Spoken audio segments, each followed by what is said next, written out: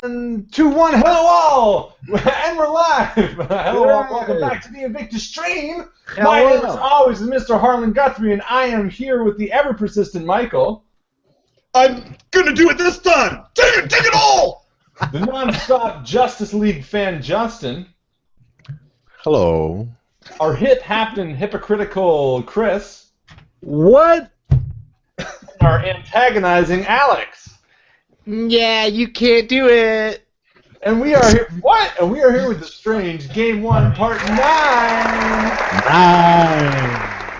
Antagonizing. Come on. Yeah, that's I right. got it.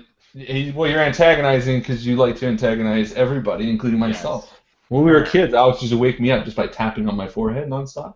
You ever woken up to just a tapping? Actually, we were talking about this last week. I bet Harlan, we were in a restaurant, we were little kids, I bet him 25 cents that he couldn't eat a whole packet of sugar. Sorry, salt.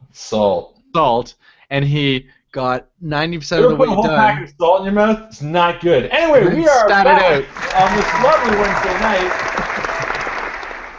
And thank you all for being with us. I am excited. Are you excited, Mike? I am, I can't even show you how excited I am right now because we haven't said the 18+ warning yet. That's right, and that's a big part of this. This is, of course, an 18+ Why, show. thank you. That's quite a compliment. Biggest part. Not that big. Penises are going to pop up and down and all that kind of stuff. So please make sure that if you are sensitivo, you turn off it and TiVo it for later because it's going to be one of those types of shows. Shit, fuck. 18+. If you're watching this on YouTube, go ahead and like the video because it makes us feel really, really special. It makes Chris want to touch himself. And we all others. And others. Yep. Double. Anyway, and then we have following us on Twitter, which is also important, and most important, liking our page on Facebook and joining the group on Facebook. Two very important things. And if you're part of the Facebook group or you're watching this and you haven't liked the page, go ahead and like that page because I don't really know why. It's just something that Justin keeps telling me to do. He's like, now, if you like a page, can you sad a page now and angry a page and wow a page? Yeah, but you have to write do that with all the posts. You have to write a review and be like, I hate them. They're so fucking bad. Yeah, okay. Yeah, you know what? We're open for any criticism. They don't roll enough. They're cheating at the rules. Their storylines are nice and easy. Just click subscribe, hit the like buttons, write us a page-long, maybe 2-page review. 2-page submit the minimum, review. double space, front and back, please. Tell us your blood type. Tell us your blood type. Your blood type too. That's important, and kidney size. Yeah. Does everybody know? Yeah, in case you're a match. Does anybody know their blood type? Because I don't. I think I'm an O or an AB positive. I must be negative, just because that's my personality type. I'm pretty sure that's how it works. That's right? I'm no medical doctor, but I'm pretty sure.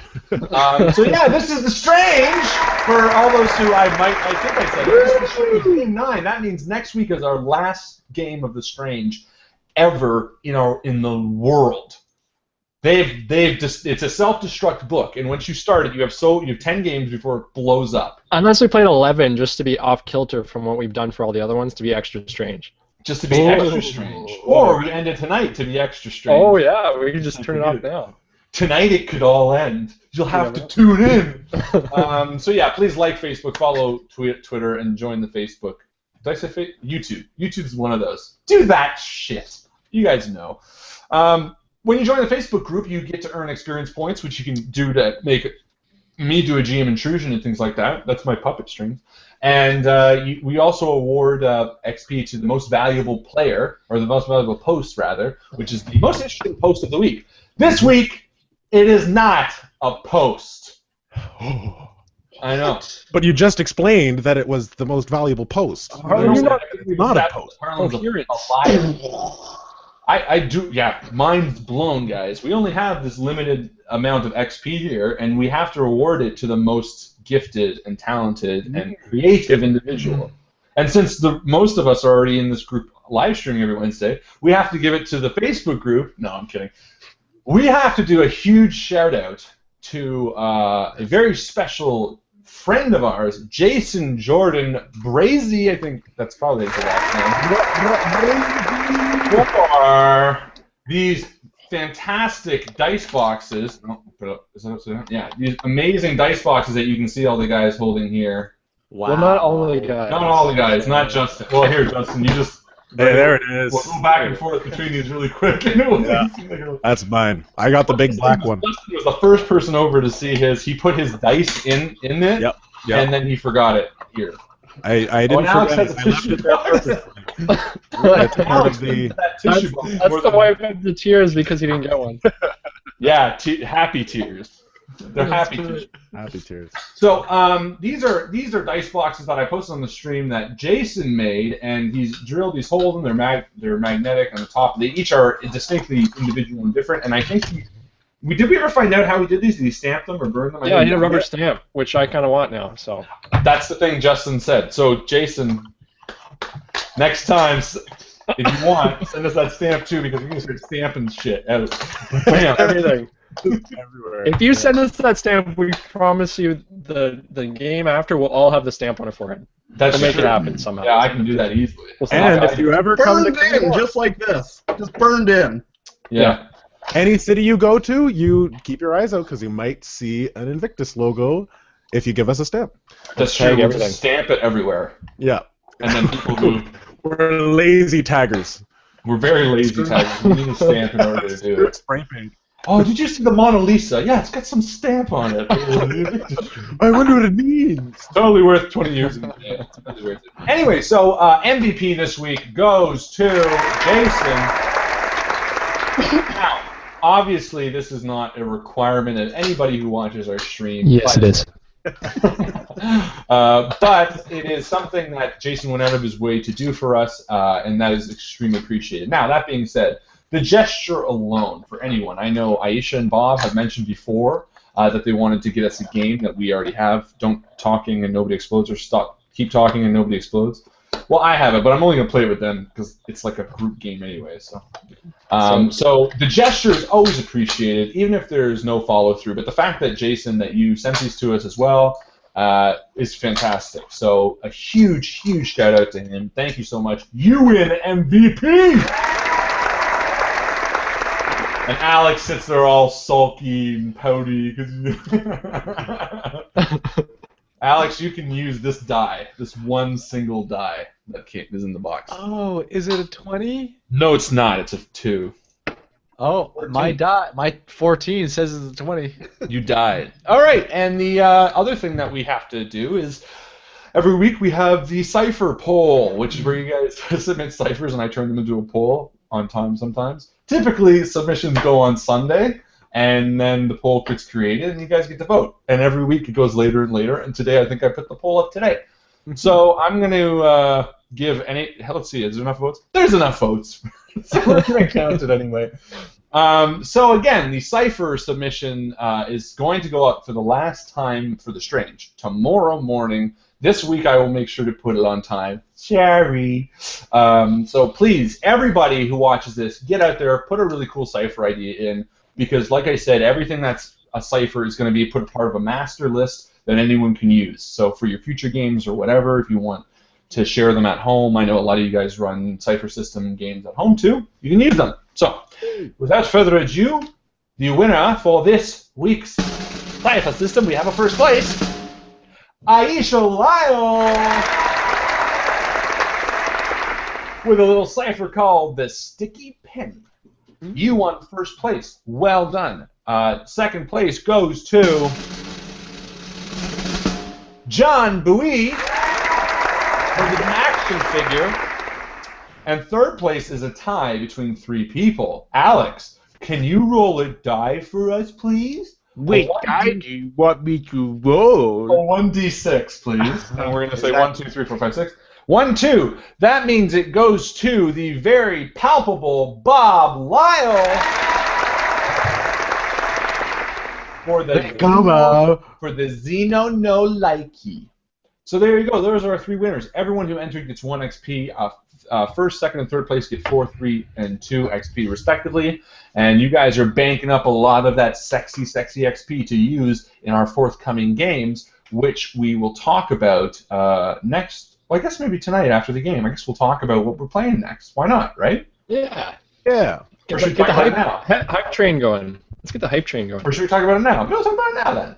Everybody board the hype train. Hype train. Woo, woo. The next game that we are playing is called... What's it called, Mike? Yeah, I don't have a name yet, but it's D&D 5e. And it is the... What was it called? The INVICTUS stream... The INVICTUS... Oh, crap, what was it called? Community? Collaborative complaint... Collaborative complaint. Okay. Oh, I Too much Sorry. Going through all of the complaints. That's what the game is! The next game is going to be... Campaign. It's going to be Michael's run D&D 5e community campaign game that he's pulled over the past few months. Every once in a while he'll pop up with a question, high magic, low magic, humans, elves, whatever, and he's compiled this into a master game that we are all going to be playing. Now, if anyone has that face swap ability, if you could just put mine on Harlan's while he says all of that, that would be fantastic. And in real life, if you could do that, that'd be awesome too, because Michael's super attractive. Face off. Yeah, Great movie. Face off, terrible, great movie. So bad. So that's next week, or sorry, not next week. That's next game. We're going to be doing D&D, and we're going to start updating shortly, so you can find out what's going on with that, who's involved, and all the sexiness that goes with it. And that's it already. Is that it? Cipher winner, MVP. Yeah, like us on YouTube. Let's just go back to that one. Please like us on YouTube and follow us on Facebook. Let's jump back a little bit, because we don't care. It's Wacky Wednesday, guys. It's Wacky Wednesday. And Whacking off tonight. you know, that's yeah. All right. Well, that's it. Good night. Everybody ready? That's the Time to game. do some whacking. I'm whacking and hacking and shacking. I'm whacking and shacking. I gotta get back into Fallout. Oh, I bought the That's what I Vive. mean when I say whacking off. You know that I'm super putting on that- expensive thing I posted on the You stream? didn't I bought buy that. it. I did. No, you didn't. The did. $1,200 thing? Yeah, I did. Oh my god. So expensive. That's So what they call it. We're gonna do a video when it comes next month. We're gonna do a video of just us using it. What were the other things that came with it? It looked like it was the headset, but did you buy the other peripherals too? They all yeah, it's like 2 controllers and like 360 things that you put in your room so you can move around the room and it moves with you. Whoa. Cool. Who knows, man? Who knows? So that will be a thing. It'll be And like then- those old X-ray glasses you can get from the comic books. You'll be Yeah, like, what? but they're cheaper than that. It's I literally. can't see girls' boobies with these. Did you actually buy it? I did. No. Yeah, I did. What did you buy? The Google thing? No, it's the Steam thing, the Vive. Oh, Yeah. interesting. I'm gonna Yeah. Google this right now. It's Could the make some cool videos with that of like you moving around and then like I do I was like putting obstacles in your way. This is so cool. yeah, but we won't show anybody what's actually happening on the screen. No, just me just us reacting to it, like whoa. Yeah. What's happening, Harlan? What's happening? For real, Aisha, I did buy it. Yeah. Now, for the uninitiated, I mean, these guys know it, or I know Justin knows it. I had planned to buy it forever ago, and I've actually been saving like cash for like years. The minute they announced it, I was like, I gotta get this. Financial. No, I did. Yeah. So, mind you, it was way more expensive than I thought it would be. I had saved like 800 cash to do it, and it ended up being like 1,200. So I still had to put up some more, but it's something that I wanted to try, and I think we'll all be able to try together. Well, why didn't you just rent it from Blockbuster? Oh yeah, I it's forgot. been made. Blockbuster does that now. Yeah. Rent our $1,500 console for get like 13-year-old kids hammer. Oh! So we're returning it. Is there like a $5 damage charge? $5.50. We're throwing dollar bills around like Frank Underhill, says Bob, which is very true. Okay, anyway, enough of this baloney. Let's get to the goods. Let's get to the testicles. Mm. Bologna is good. Now, Alex is drinking a fine wine. Mm. Why not? It's a What Wednesday is this? Oh, this is homemade wine. What do you know? night. Oh, you can buy some from Alex. I want a glass of wine. Kirkland? It's too late. No. Hey, and Aisha, sorry. The reason I can't buy Alien Invasion, and this is true, is because That's a good point. no, and this is true. The supplier. I called you out on it. laugh it up because the supplier who locally we have to buy things from because there's no they don't have it on our Amazon. The guys who we buy from, which is Meeple Mart, they don't have it in stock. I have it. They're supposed to email me when it comes in. Nothing. So that's the reason it's not being bought. Sorry, I just screen share because now you don't believe me. See, right here, it says availability coming soon. Alien. Harlan probably made this website. Don't listen. Yeah, this is me. This is what I do. No, but this is it. See, contact us. You can see where they are. See, Spadina and Toronto. That's the only one near me. Nothing else. Really elaborate, Harlan. Hey, Jordan, you want to double down and send me that book? I'll play it. Don't do that. All right, enough of this bullshit. Let's play this game. All right, Justin, give me my goddamn theme song. Black Betty. Tomato the strange now. Hopping on the strange train. Hopping on the chugga train. You all right? As the lifeless body of Cracks fell between the four men on the sandy, blood-speckled ground, each felt something break within them. Effort felt the immense weight of his chest as the words, "Dead on Earth, sold to the estate," sunk in as he read from the stolen document which faded from his hands. Dex felt the breaking of his mind as he looked down towards the reddening sand below his feet as the gate behind them closed. Sly felt the breaking of his heart as the possibility that he may never get home and see his unborn child crept back into his mind. And Liam felt the breaking of his Cadbury cream egg that he had been saving for a few days when he landed on his side kind of funny. Each man simply stood on the sand staring at the lifeless corpse of Cracks, the drifter, as the headless figure squirted a little bit of blood onto the sand. The end.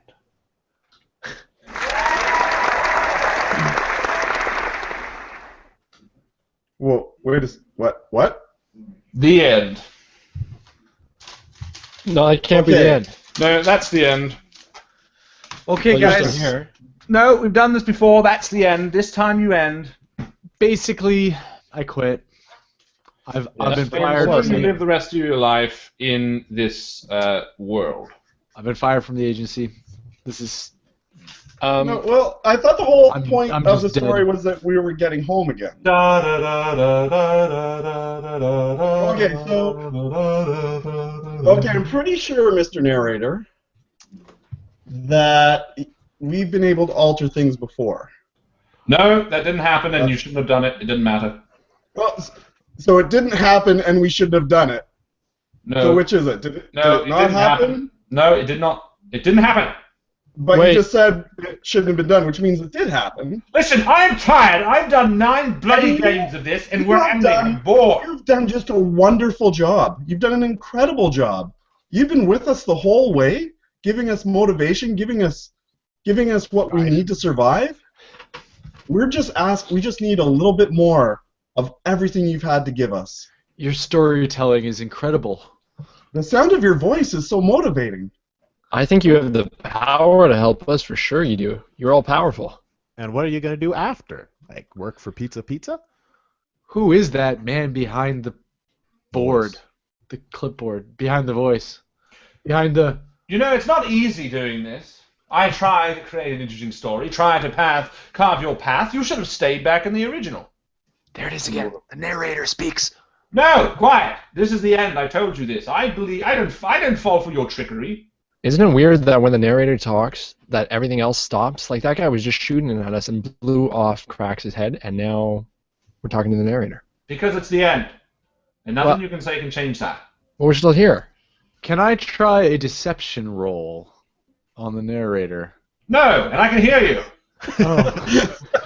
Damn it. Narrator. You're trying to convince me it's got to be genuine. I want one genuine comment from each of you. But I'm going to miss you, narrator. I mean, can you like? It's okay if we end this right now, I guess. But could you just like follow me around and just speak to me while I do things in my life, like maybe have a shower or while I'm eating. You really miss my narrations. I miss your narrations. I miss the stories that you've weaved. I've missed just putting my life into context because things just don't make sense to me. And having you there to explain it to me, and my friends here, it's really helped. Just make everything so crystal clear into what I should do and what I shouldn't, and the tone of your voice. I don't know what I do without you. Liam, what about you? I actually am always just overwhelmed with the melodious nature of your voice. It's comforting. I do like that. I think that's quite nice. Effort. I'll end this bitch right now. No. I wouldn't be here if it wasn't for you. I mean, really, I don't want to stop playing now. This can't be the end because it's too much fun. If we stop now, narrator, it would just be a really bad book. You'd like end mid-sentence, right? Think of it for the children. Mm-hmm. Sly, what do you think about me?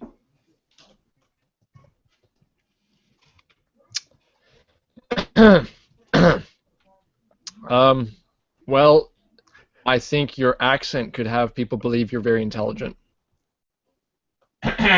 You're gonna have to do better than that. Narrator, without you, I can't get home to my wife, so my fate is in your hands, and please don't leave me hanging. It's really up to you to help me out. Please. I think, narrator, what Sly is trying to say is that although he feels it in his heart, he's very focused always on getting home to his wife and newborn child. But I don't know if maybe you were sleeping when he told me the other day that he really feels that your voiceover is better than Morgan Freeman. Yeah, Morgan definitely. Freeman, the actor? Absolutely. Better than David Attenborough. Better than John Cleese. What's he doing? What is that? Vice versa. What? What's that? I've never seen that before. And your humor is so much better than any of mine. That's a backwards question. Look, it's like he made a heart for us. Hold on. You too. You're feeling it, narrator. I see that subconscious heart you drew for us. You want this to go on. You want to help us. Maybe it's not the end just yet. Very well. Maybe. Look. Oh, As the four men stood around, the sand by their feet, Cracks' body dead, splashing little bits of blood, they recalled something from Game 1, Part 3, about 2 hours, 2 minutes, and 23 seconds in. Sounds like a hint. Oh, yeah. And that's all I'm going to say about that. Well, Well, I know we've got the coaster that we can go back to. do we? I thought it would have disappeared. No, remember the coaster was our focus that we could get back to. I seem to remember something about another drifter. There was another drifter. I'm pretty sure. Over this way. 2 hours, what? Is this? Oh. The only option is to either find the original drifter, Cracks, or you can risk and try to find another drifter. But the other one I even heard of is even more rare. Yeah. Yeah, the witch. Scarlet Witch told us that. Scarlet Witch? Yeah. That sounds like someone from X-Men. That's a So- cool name.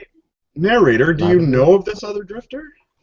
I don't, but Any idea of where we could look? she would know. The witch would know. We just gotta get back to that house in the tree.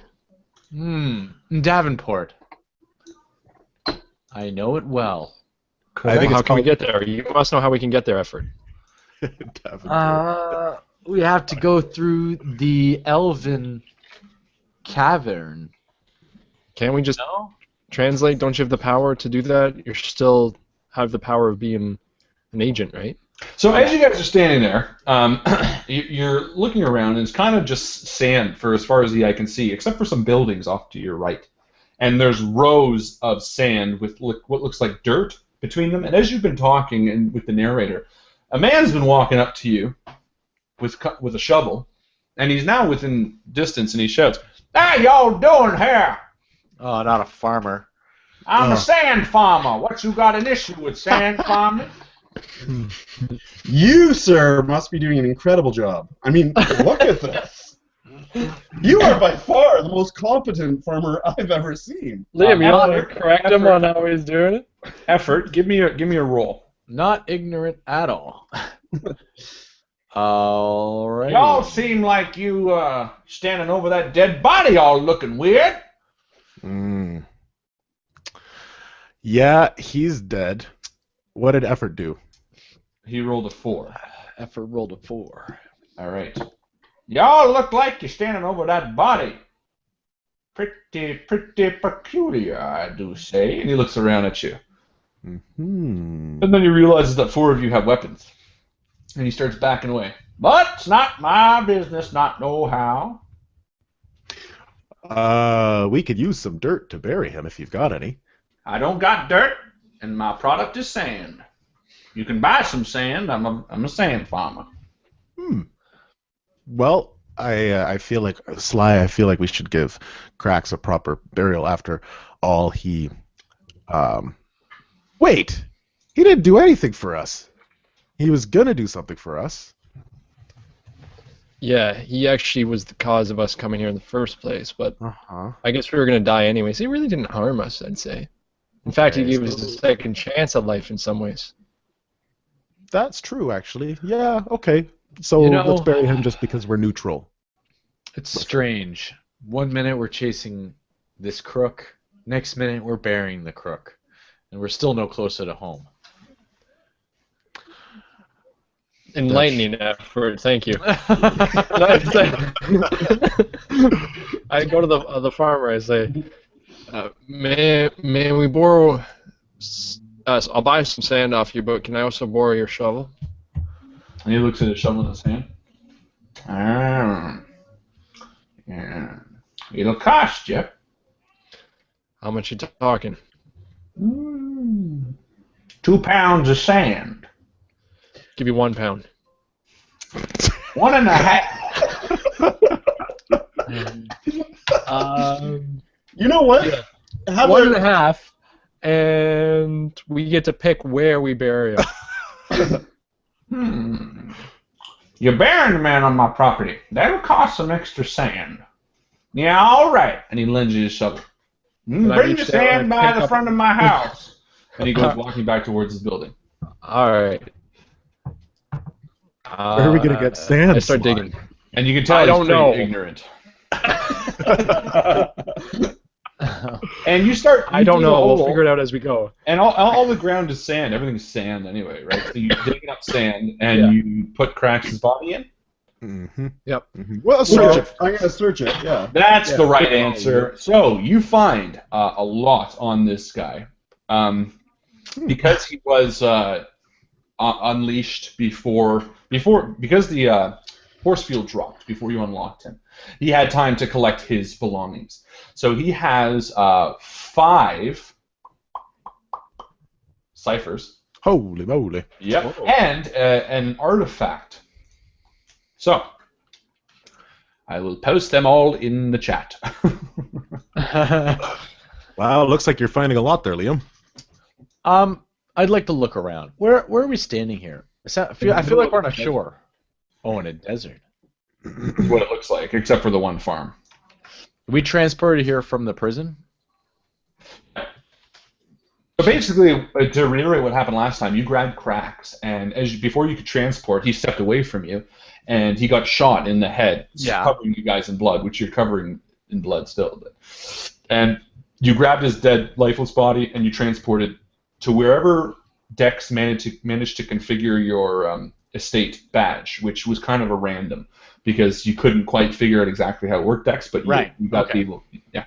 So you don't know where you are. You don't recognize that effort as an estate agent, and you know that the estate is probably going to be after you. However, your estate badge is broken. Now, you guys have translated before, and you remember that the witch had told you you needed an object from the translation, or if you have visited before, you can also translate there. We have the object. We have the manuscript.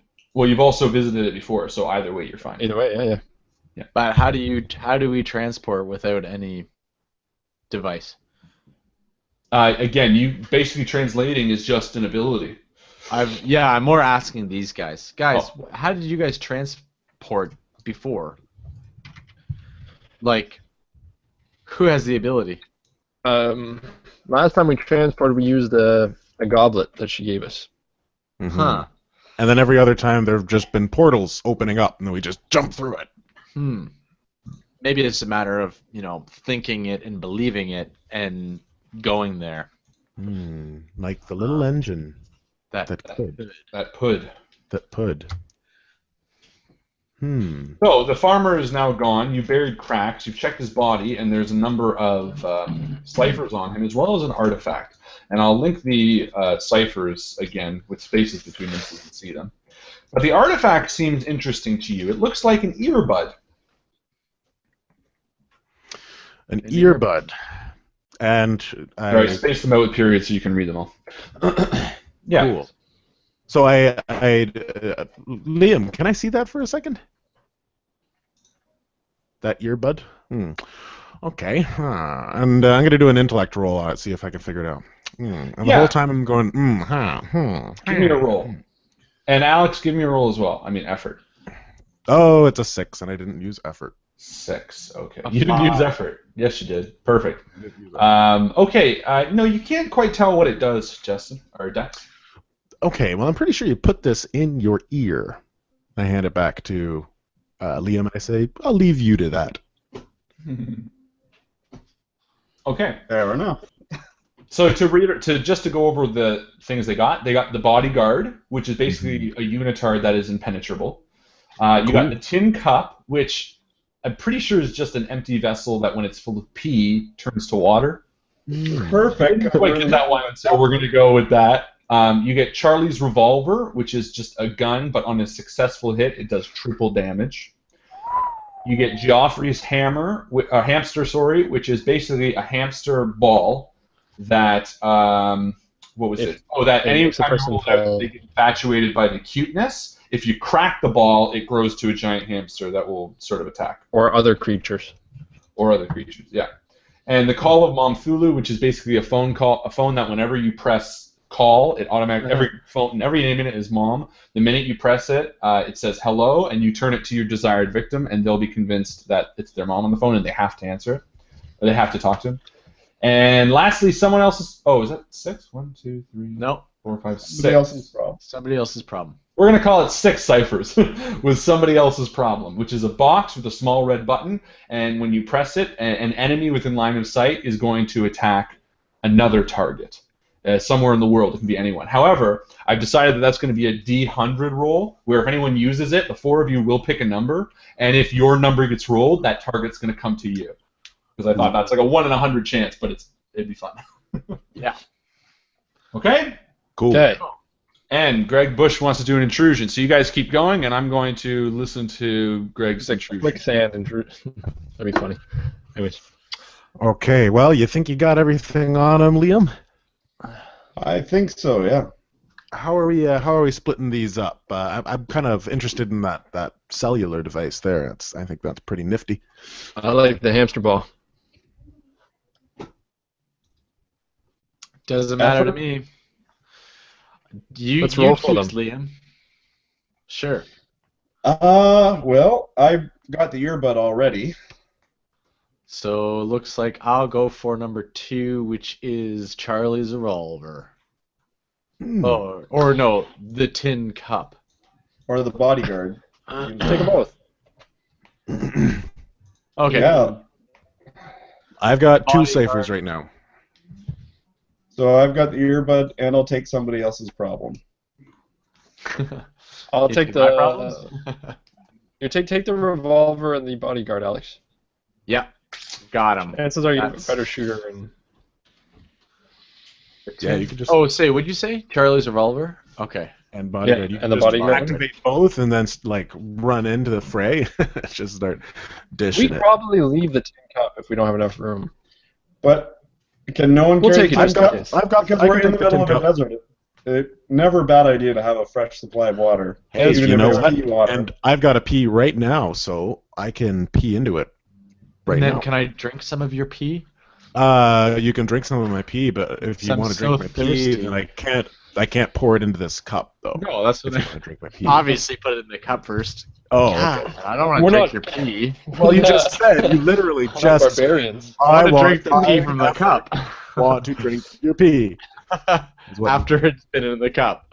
Yeah. Okay. Well, that was. I Now, are guess you context. drinking straight from the straw, or you? Yeah, it comes with a little. It comes with a swirly straw. He said Sippy little. cup. He said little. He did say little. A little swirly straw. Yeah. And I'll it's, just have it, some it as loops. well. It's got 2 loops in it. It hangs to the left. Little by my standards. I mean. So we're in the desert. Do you guys have any idea of where to go from here? Well, Or I can we think try you're on the translating? Wait, what? Too many people speak. Can we try translating? You can always translate, the narrator says. Yeah, I Well, was. how do yeah, we we how do we do that? You've done it before, fool. Okay, let's put our heads together. Bellwater, you know how to translate, right? Well, again, we Well- just had to. All we had to do was have an object from where we want to go, Uh-huh. and we have to focus Everyone on it. touch it? Or With have been there Ah. before. Right, but that's what I'm Or- saying. So again, where are we going? We going Focus back to on see the the witch's witch? hut. So we, Daventry. so we need to focus on the manual because that's what we have from there, correct? I say we huddle. Let's screw burying cracks. Well, is he buried? Yeah, he's already. Well, Yeah, he's in the hole. yeah, it's pretty And you easy. see the farmer starting to walk back out towards you, looking for his collection of sand. But it's very Okay. far, and he's slow. So I grab the shovel from whoever has the shovel, and I make Yeah. a pile of sand from the sand that's on the ground. Yeah. And I say, "Look, farmer, look at how much we've gathered for you." Okay, and he looks at it and goes, "What? Damn! Did you dig up all that sand from the ground?" Why, yes, we did. It's all for you. And he says, "Oh, thank you kindly. Thank you kindly." Well, thank And, you, Mr. Farmer. And He I hand him scoops the up the shovel. sand. He scoops up the sand, and he like takes it as it's leaking through his hands and starts walking away. And says, and he says, "Glad you risked the sandworms for doing this." And I'm gonna do an intrusion that Greg Bush has suggested, or not suggested, but he's paid for. Okay. And paid for and you've now disturbed the home of a sandworm, a very large tremors? sandworm. Yes, and it's going to make an attack. All right. Yeah, it'll attack you as an intrusion for some weird reason because I couldn't think of anything. Who's getting the XP? We're gonna go with Alex because it's gonna attack Alex because he's the one that dug it up. So Alex, you can take this intrusion. Well, you have to. So you can take an XP and give 1 XP to someone else.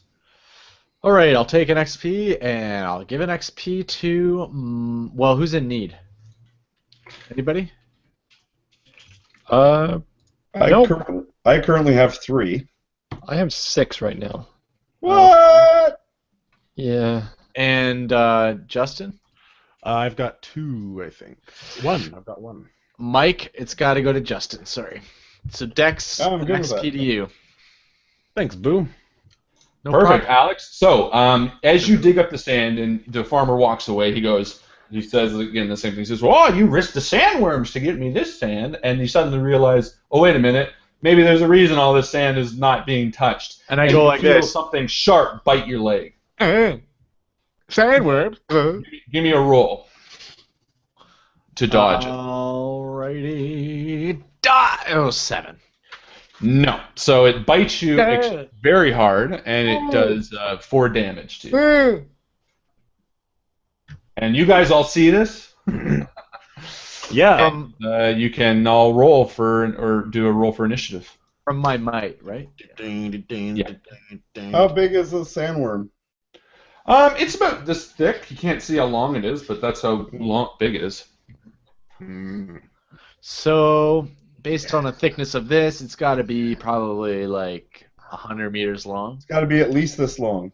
Could be. 100 feet long. Oh, natural one. 7. Mike? I'm working on it. Come on, Mike. 15. Nice. And then I'm going to roll for the animal. Now, because I've had like three or four rules clarifications, I know the GM is not supposed to roll for the animals. I do it anyway. So you know. That's the end of that. I do it. 18. The I sand. got 19. Oh, you fuck. Uh-huh. Fine, you get to go. The one It time. only I makes rolled sense. up. He bit me, right? Yeah. Okay. So go ahead.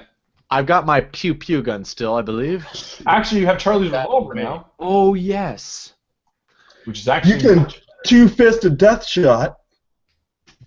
All right, let's do that then. Now, I'm gonna be like, no, hold on. This weapon deals triple damage if the target is on the wrong side of the law or acting unjustly.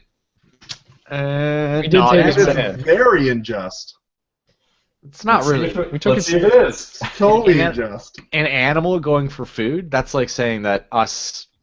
No, it's Everybody a on little Earth is rude. It's unjust. like, hey, this is all my sand. You touch my sand. Don't touch my sand. I'm gonna bite your ankle. That's so unjust. What's the narrator say, Mr. Narrator? Is this unjust? It sounds like he's sipping up a tea or something. You just hear like slurping, like this. Oh, sipping my blood. It's so unjust. Blue ramen. Who's judging? Who's judging? The gun? Is the gun judging whether or not it is just to shoot? I am. All right. God. Here we go. Well, it So might work, I'll- it might not. Apply some speed here. Speed effort. Well, you're gonna attack. Oh, right, because you're attacking with your gun, right? Yeah. So Go with- for it. This is the Charlie's revolver. Let's do it. 12. 12 is a hit, a very palpable hit. Do I roll a 6 for damage or what? No, you just do natural damage, which is, I believe, it's a light weapon, so it would Yes, but- be Triple damage if it's unjust, which which it is not. What? You literally uprooted its home. You are the unjust in this scenario. That's like someone walking into your house and guys. taking your couch. then I start- You're in the wrong. and I start Why did slurping. on their blood. Canada?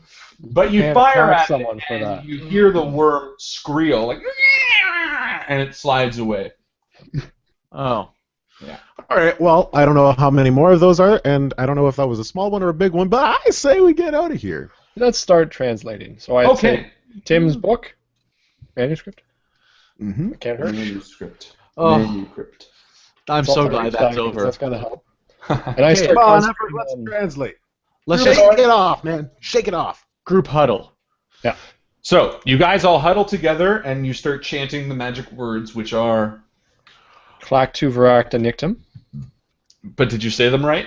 Klaatu Nictum. Verek to Nictu.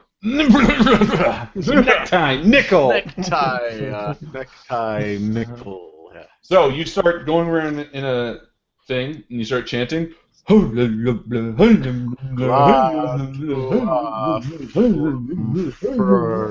not insult any natives. That wasn't native. That was Korean people. Okay, yeah. On this planet, they're like the best.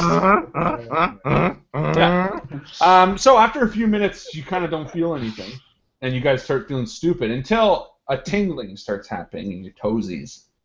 You realize the sandworm is eating you. No, you start feeling the tingling, and sure enough, you get absorbed in a white light, and you start feel it working, and you remember now, oh, that's right, and you feel that feeling of being torn apart and reconstituted, and twisted, and yeah, so good. I'm starting to really enjoy this. Yeah, it's really well. You've done it like a billion times, and you get all torn into so many pieces and then placed back together, and you're standing in the living room of the treehouse, a house of Wow. tree, The witch's tree? the witch's tree. Is the witch present? Okay. Now, you're in that small room that was closed, so it seems dark, and the small window looks like it's dark outside too. All right. So before before we go forward, I just want to say for my own ego that I know the drifter that we're looking for. You I do? think. Yeah, his name's J Banks. I'm pretty sure. I wrote down J Banks under Drifter's note. So I don't know anything else about him, but just saying, if that's his name. Watch, the narrator's going to change it now. But It's Bank Jonathan Banks. You sure it's not Binks? Like Jar? JJ Binks. JJ Binks. No, So as you're standing there, the door to the study opens. The door to the small room opens, and the witch is standing there with a cup of tea, and she goes, "Ah! Oh, what the hell are you doing? Oh, you scared the shit out of me." Well, Good evening, madame. What the hell are you doing back, and who the hell are you? this is Effort. He's Tea all over the ground, and what are you doing he's here? with us. Sorry, madame. No, it's fine. Fine. You scared me. It's like really late. The first lead didn't work out. Krax is dead. We're here to find. You spoke of another drifter, and that you know, it was risky, but he's really our only option at this point. Oh. Chapter 9, The Other Drifter. Thank you, narrator. And she sits down, and she says, "Oh gosh, yes, the other drifter. Krax is dead." Well, I'm pretty sure. We were trying to save him, and he was shot. And who is this? Who is this person? Who are you? Good evening, madame. My name is Effort, and I am just another fellow, I guess. I thought Krax couldn't die. Come to think of it, A drifter is immortal. his head was blown off. Well, Maybe. that would definitely complicate the matter. But hold on. And she gets up and she goes, pours herself another cup of tea in the other room. And you can see there's a crackling fire, and you see the familiar wood that runs up the side. And again, it's a very nice, homely little place with a little couch and things like that. And she kind of motions for you guys to sit down as she pours herself another cup of tea. Hold on, Effort. Why are you here? Why are you? Where did you pick him up? You see, is it Violet? The Violet Witch. Yes, but my name is Violet. Sorry, Violet. I was an agent with the estate, and they fired me because I sucked, I guess. But long story short, I was helping these gentlemen, and now they're helping me get home. And I'm going to try and help them get home. And we're here hoping that you can help us get home. It's just a lot of helping. Just we love to help, all of us. Please. I sense Please. something in you. Honesty? No, you seem more Virtuosity? similar to these men than you know. And she walks over to you and places her cup of tea down, and she puts her hands on your shoulders. What did you say your name was? Effort? Effort Bellwater. Man. And she looks at your eyes as you say it. I don't think that's your real name. But you're convinced it is. And she puts her hands on your head, and you start feeling this kind of like pulsating running through your brain. And she says, no, and she draws back. You're dead. You're like them. You died. What? And now the words that you read in the fading document start to add up. You were more like them than you realize. Your memory's been wiped. No fucking wonder. And Effort, you only remember being 18 years old at the academy and training for the past however many years. But before that, you don't really have a recollection, although you've never felt the need to inquire. It's just kind of been part of you. And slowly you start to realize that maybe there's more in common you have with these guys than anything else. And you kind of sit down with your head in your hand, taking a moment to kind of try to remember anything that you can. And she turns to Sly and Dex and Liam. All right, so Krax is dead. God, how? So what are you? Why are you here? We remembered that you said that there was another drifter, and like Sly said, the drifters are really the only way we can get home, and live again on our own planet. So we're looking for that other drifter. The other drifter. The other drifter. I remember something about a J. Banks. I remember you saying something. Dr. J. Banks. Yes, good memory. Excellent memory. I made a note. I am so impressed. I am impressed. No. Wow. I am impressed that you remember that. Oh, wow. Well, thank you. That's why taking notes is so vitally important. Yeah. And that's 1 XP to Justin James for writing that down and remembering that. Thank you. No, too cocky. Take it back. Okay, all right. Get this. I was saluting my dead great grandmother because she always taught me. Because her name was Dr. J. Banks. I died. I remember that. I remember dying. Yeah, we all died. Effort. You do remember dying. You do remember dying. So Tell me, narrator, how did I die? And the narrator doesn't give a shit. He doesn't even know. You weren't even part of. You weren't even supposed to be in the story, man. He's like he doesn't say anything. Narrator only talks at the beginning and the end, and when he wants to. Is he off at the grocery store? Is he doing errands? Yeah. If this was like the narrator, he'd be like at home, just like watching TV. Leave a message. Narrator, hear my prayers. And she kind of looks down and says, "Dr. J. Bank, I'm sorry. I think he's the man that can help you, but there's not much to go on in regards to finding him." Okay, well, what color is his skin? We'll start with that. I'll be honest. Flesh colored. There's only there's no concrete way to find him, and he's purposely done that. He's made it so that it's a lot more difficult to track him down. However, and she kind of gets up and looks around. There was a direction. And she walks to one of her massive books that she had the previous piece of recursion, and she starts flipping through. Do I have any recollection of this person in the records at the estate? Who, her? No, not her. The guy. Well, being an estate member, you would have had a lot of interest and knowledge for drifters because they were the people that they basically signed you to. And that's however, with Dr. J. Bank, you didn't even know the name. You only knew JB as the initials. And so even that far, you didn't know. Okay. And she looks around and she pulls up a page. Yeah. And she rips off a small piece of like torn cloth, and she hands it to you, Sly. And she puts this in front of you and says, "This is the only thing that I have to point you in the direction of him." What is it exactly? It was found in the woods when he passed through here. And it's a small piece of handwritten note, and it looks like a poem of some sort. It says, 3 crosses in darkened wood, along the path that nowhere leads. Follow the one who only asks, give him what he really needs.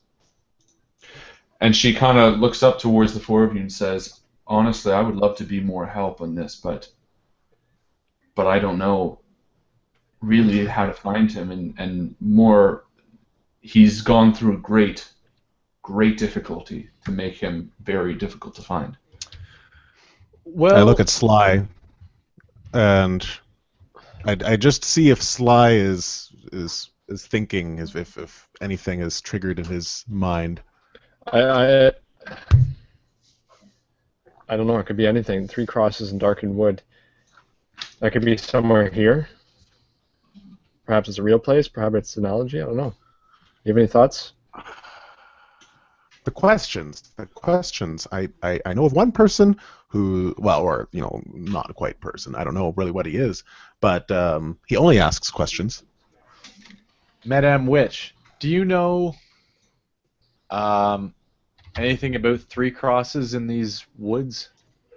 And she says, I've spent many hours walking in the woods, but Daventry is so forested that I find it hard unless you're being directed specifically. I can't imagine being able to find anything like that. No, I have not seen anything. Well, we know that there's woods in here. The best we can do is go and search them for 3 crosses. I would be down for doing that. If this is all we have to lead on, I guess that's the best we can do. Miss, how has the kingdom been since Eotor took over? Who? Potter? The P King. The king with the P. King Pork? That was it. King Pork, yes. And she looks at you. How long do you think you've been gone? A few days. And she shakes her head. You only left a few hours ago. Ooh. Interesting. So I can tell you pretty well. I have not met him yet, and I only know he's king from what you told me. He would know the forest better than anybody. Possibly. Could ask him. Well, what time of day is it outside? She's drinking tea, so it could be nighttime. Yeah, it's dark now, and you guys have been kind of running non-stop since you woke up 4 days ago, or at least a few times. Well, Violet Witch, Mrs. Witch, if you don't mind, I mean, would we be able to stay here? I mean, it looks like there's plenty of room in this little place. I mean, It doesn't. It's very small. She has one small room that you guys were in. It's in the trunk of a tree. It's not like it's like a right.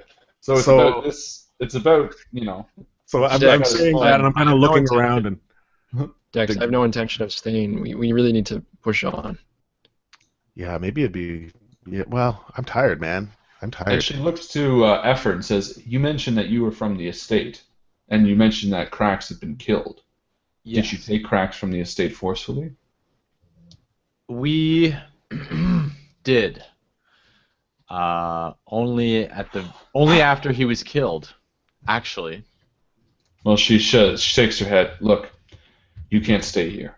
The estate will track you through recursions. You must know this better than anyone. And she walks over to you and grabs your head again and looks behind your ear to feel. Yeah. And she pinches your skin really, really hard. And she pulls out a small piece of metal that was behind your ear. Oh my god, you found my tracking device. Foolish. And she throws it into the fire. You need to leave here now. I'm very sorry for this. I should have known better. Oh. What about you, Witch? If they're coming for him, don't you think they'll run into you? No, I can handle them. Don't we all have tracking devices? Did you work for the estate?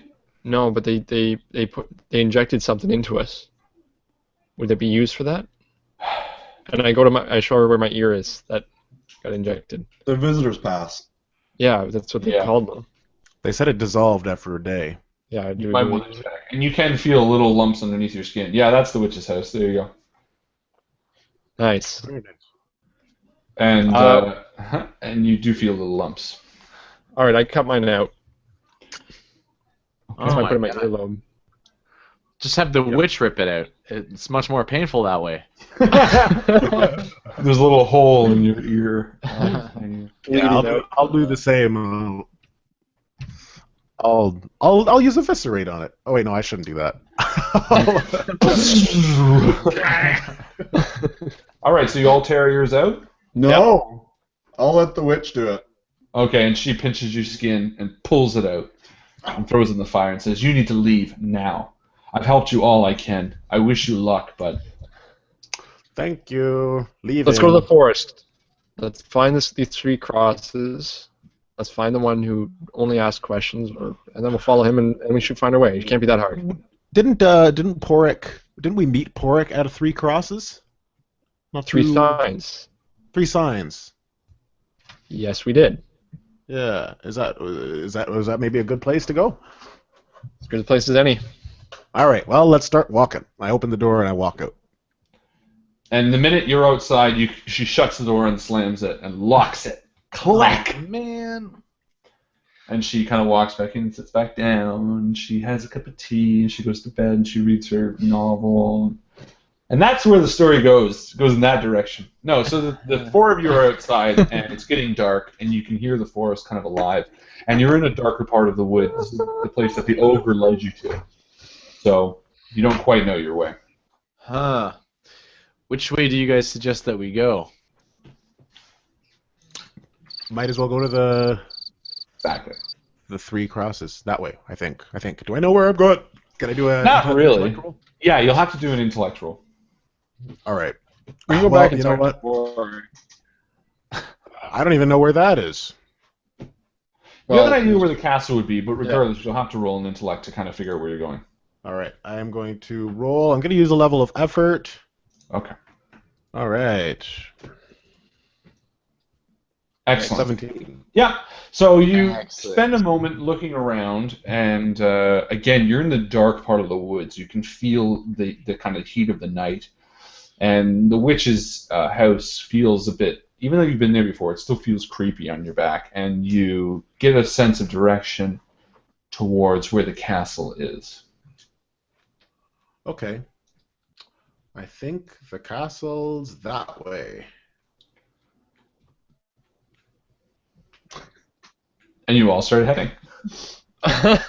Okay, I'm following Dex because he's a doctor. So now, quick reminder, you all have your original abilities. So Oh, nice. you now have Lives in the Woods, Sly, you have Dex, you have Heals Miracles, and Liam, you have Dual Wields Weapons. And I have Deception. We'll keep it Manipulator. we'll just keep you the same because we can re-roll for next game, but Huh? so you head, that doesn't matter. You head off from the woods for a short while, and slowly the woods start becoming a bit lighter in the moonlight, and you start feeling that sense of wonder that you did the first time that you entered these magical woods. And as you're walking, you start recollecting the beginning of your journeys and the first night you spent camping in the woods and the first battle you guys had together. And you feel a bit oddly... Nostalgic? What's that? Nostalgic? Yeah, nostalgic for coming back here. Since you've woken up, this is the closest you've been to home. This is the closest thing that you've had in terms of coming back to a place that you've been. And you start feeling a bit happier as you're walking. Though the night does look pretty creepy. Look at that shit. So eventually you come to a clearing and the path starts making sense again and you begin to see the massive stone walls of the castle. And sure enough, you walk along the road and there's the well and the castle, massive castle doors. Is there anything on the castle doors, like 3 crosses or anything like that? No.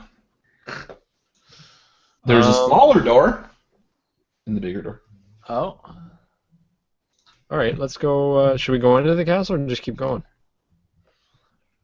I say go into the castle. Yeah, we can always get someone to lead us to where the signs are. I was going to say, why don't we ask if we can just talk to Pork and let him know what we need to do? And then just see, obviously he'll be too busy being new king, but maybe he can provide us with a guide. Cork? No, he won't be too cool. He'll make time for us. We're his old friends. Effort is is so knocking. oblivious. Who are you guys?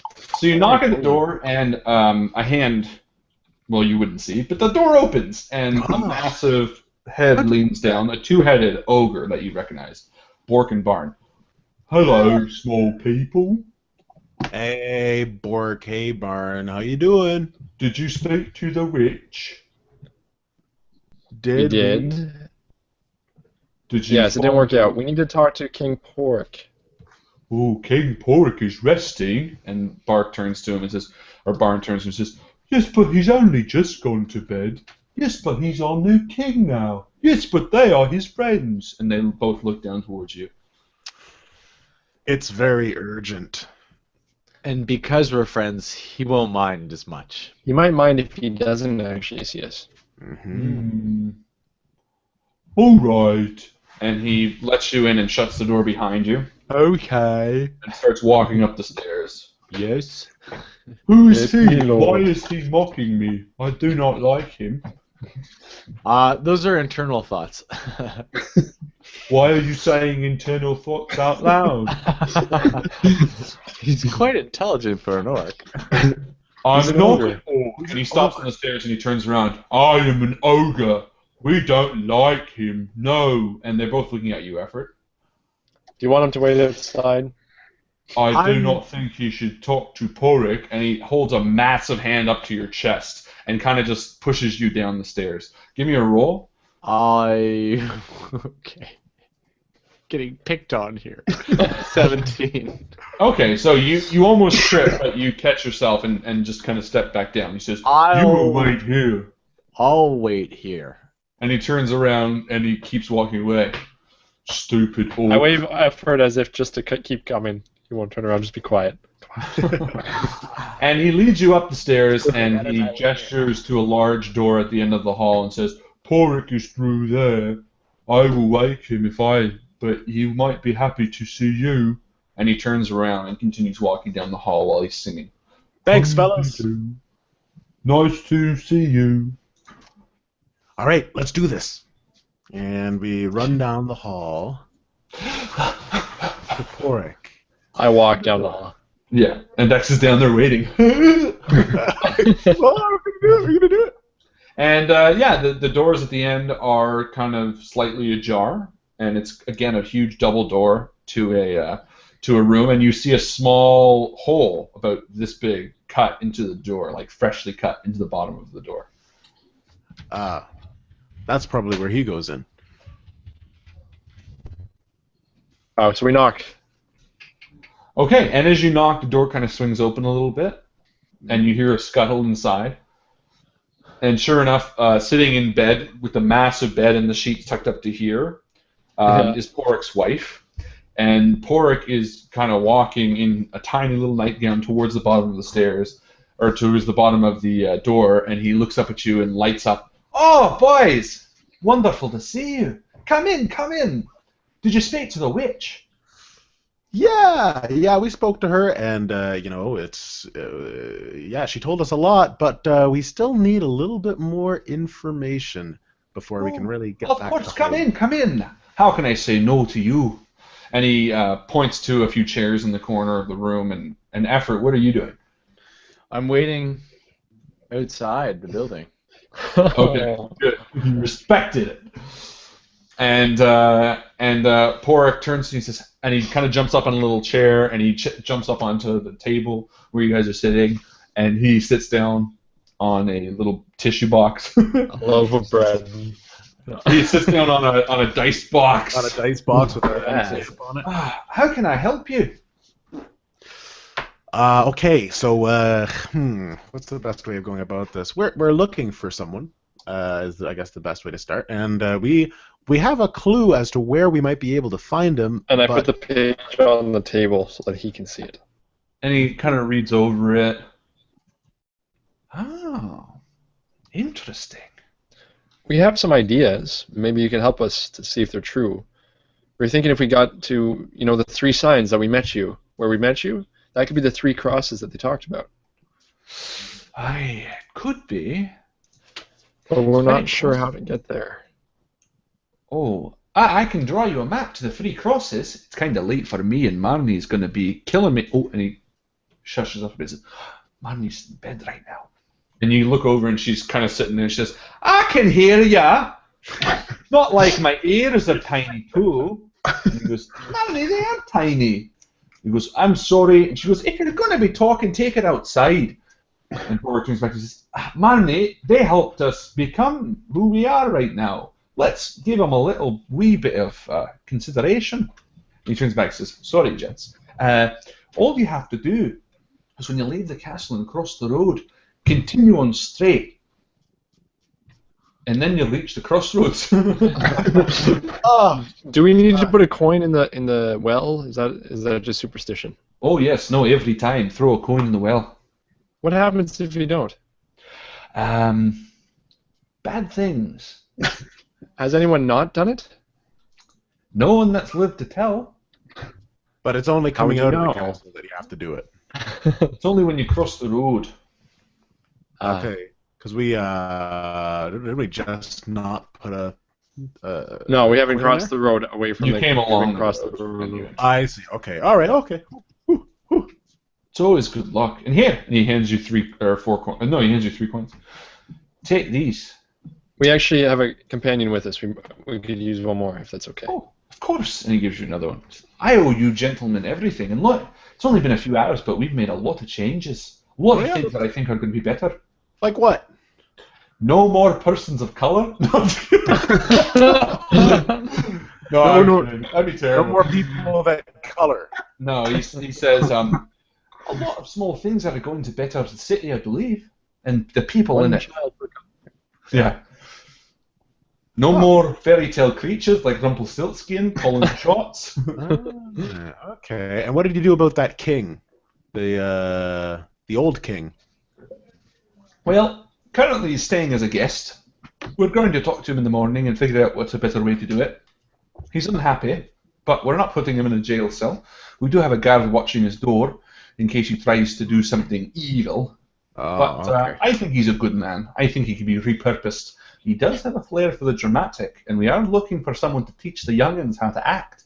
So it might be Theater. You know what? You know what'd be really cool? Your world has a lot of really interesting stories. It'd be cool if someone took those stories, like the story of how you became king, and spread it across the land. You're talking about acting. You're talking about the arts. Well, if we could trust him, I wonder if that might be his. Yeah, that might be a possibility. Anyway, gents, if you have any questions, I'd love to help, but I need to be getting to bed. What a long day tomorrow. Say no But more. imagine. Your first full day as king. Yes, I have a tall order to fill. Yeah. I don't get it. Gentlemen, I wish I could help you, but I'm not too sure. 3 crosses and darkened wood, that sounds oddly specific. I don't think that is the crossroads, but you might find what you're looking for there. Along the path are nowhere leads, follow the one that only asks, give him what he really needs. Gentlemen, I can't help you, unfortunately, but I wish you all the best, and please come back and visit any time. Thank you, Pork. And tell your friend good luck to him too, whoever he may be.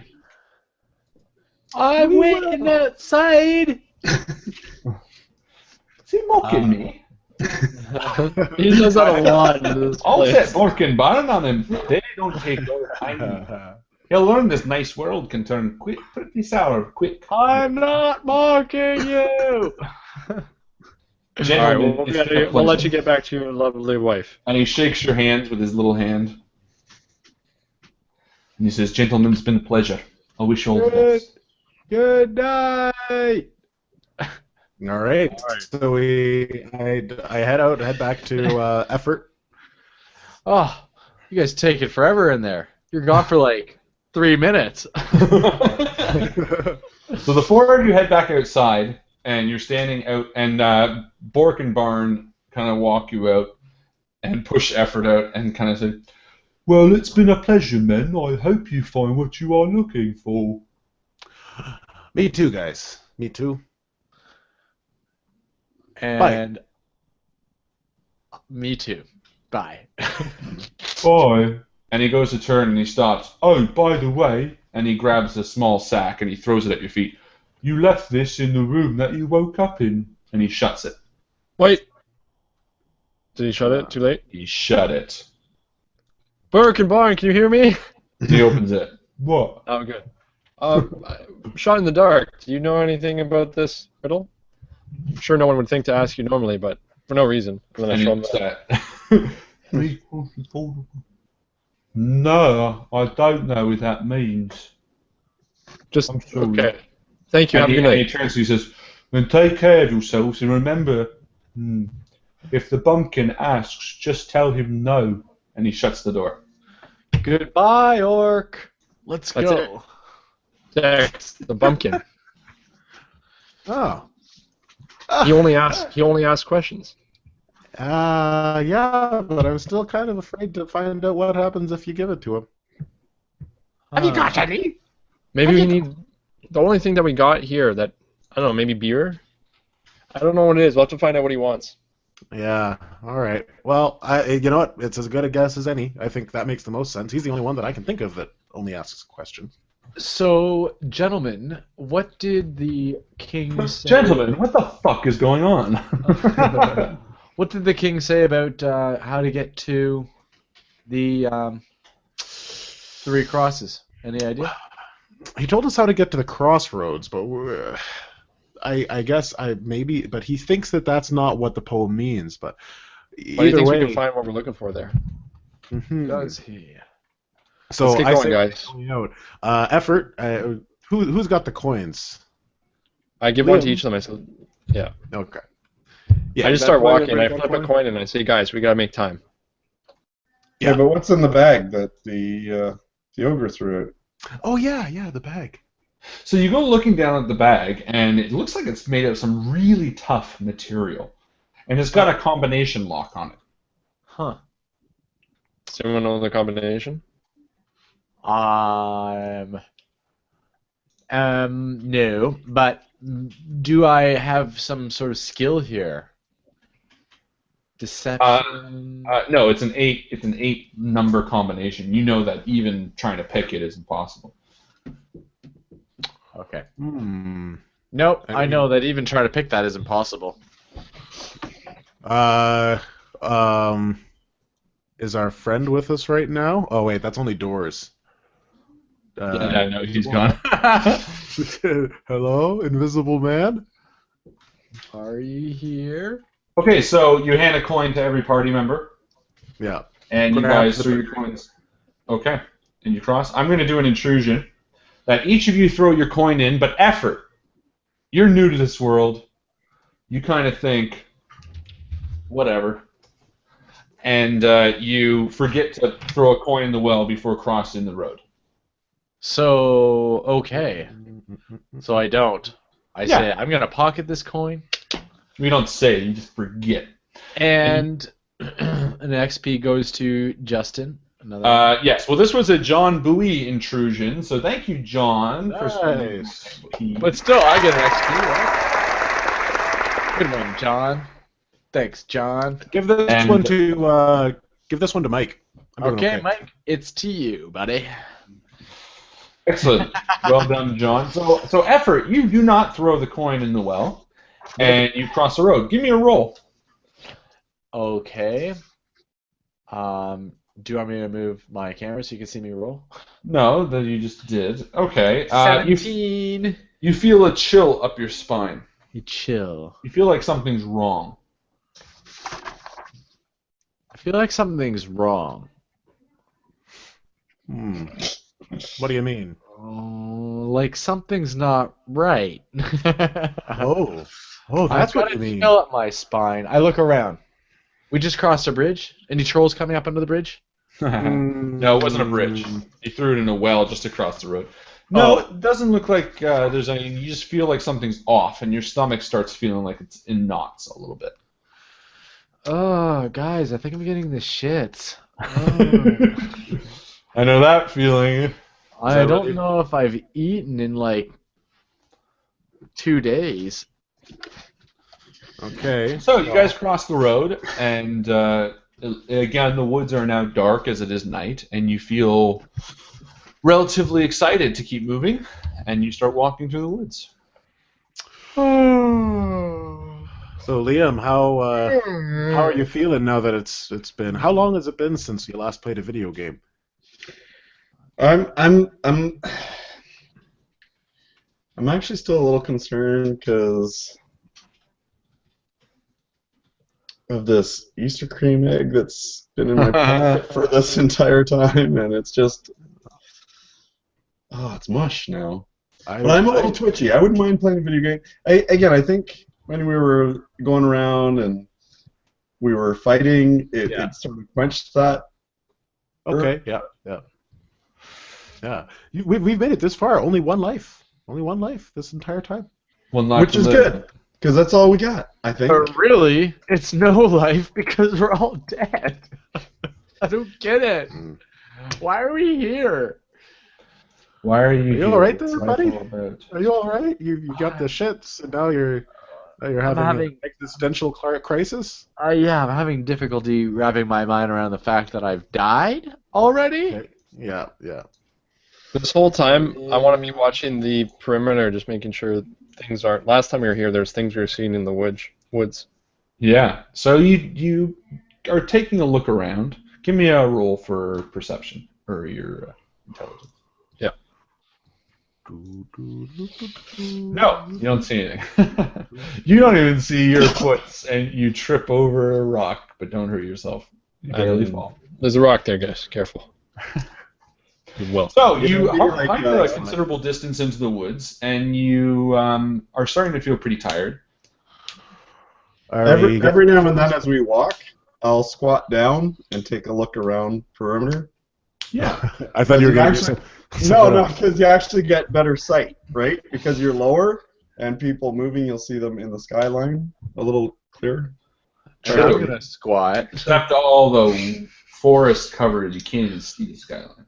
Yeah, but it's what you do. You squat down, and then you'll be able to see movement a little better. Not in this world. Not in No, this give me world. a roll. Give me a roll to see what you can see. To see what you can see. Do you know what 7. No. 7? Yeah.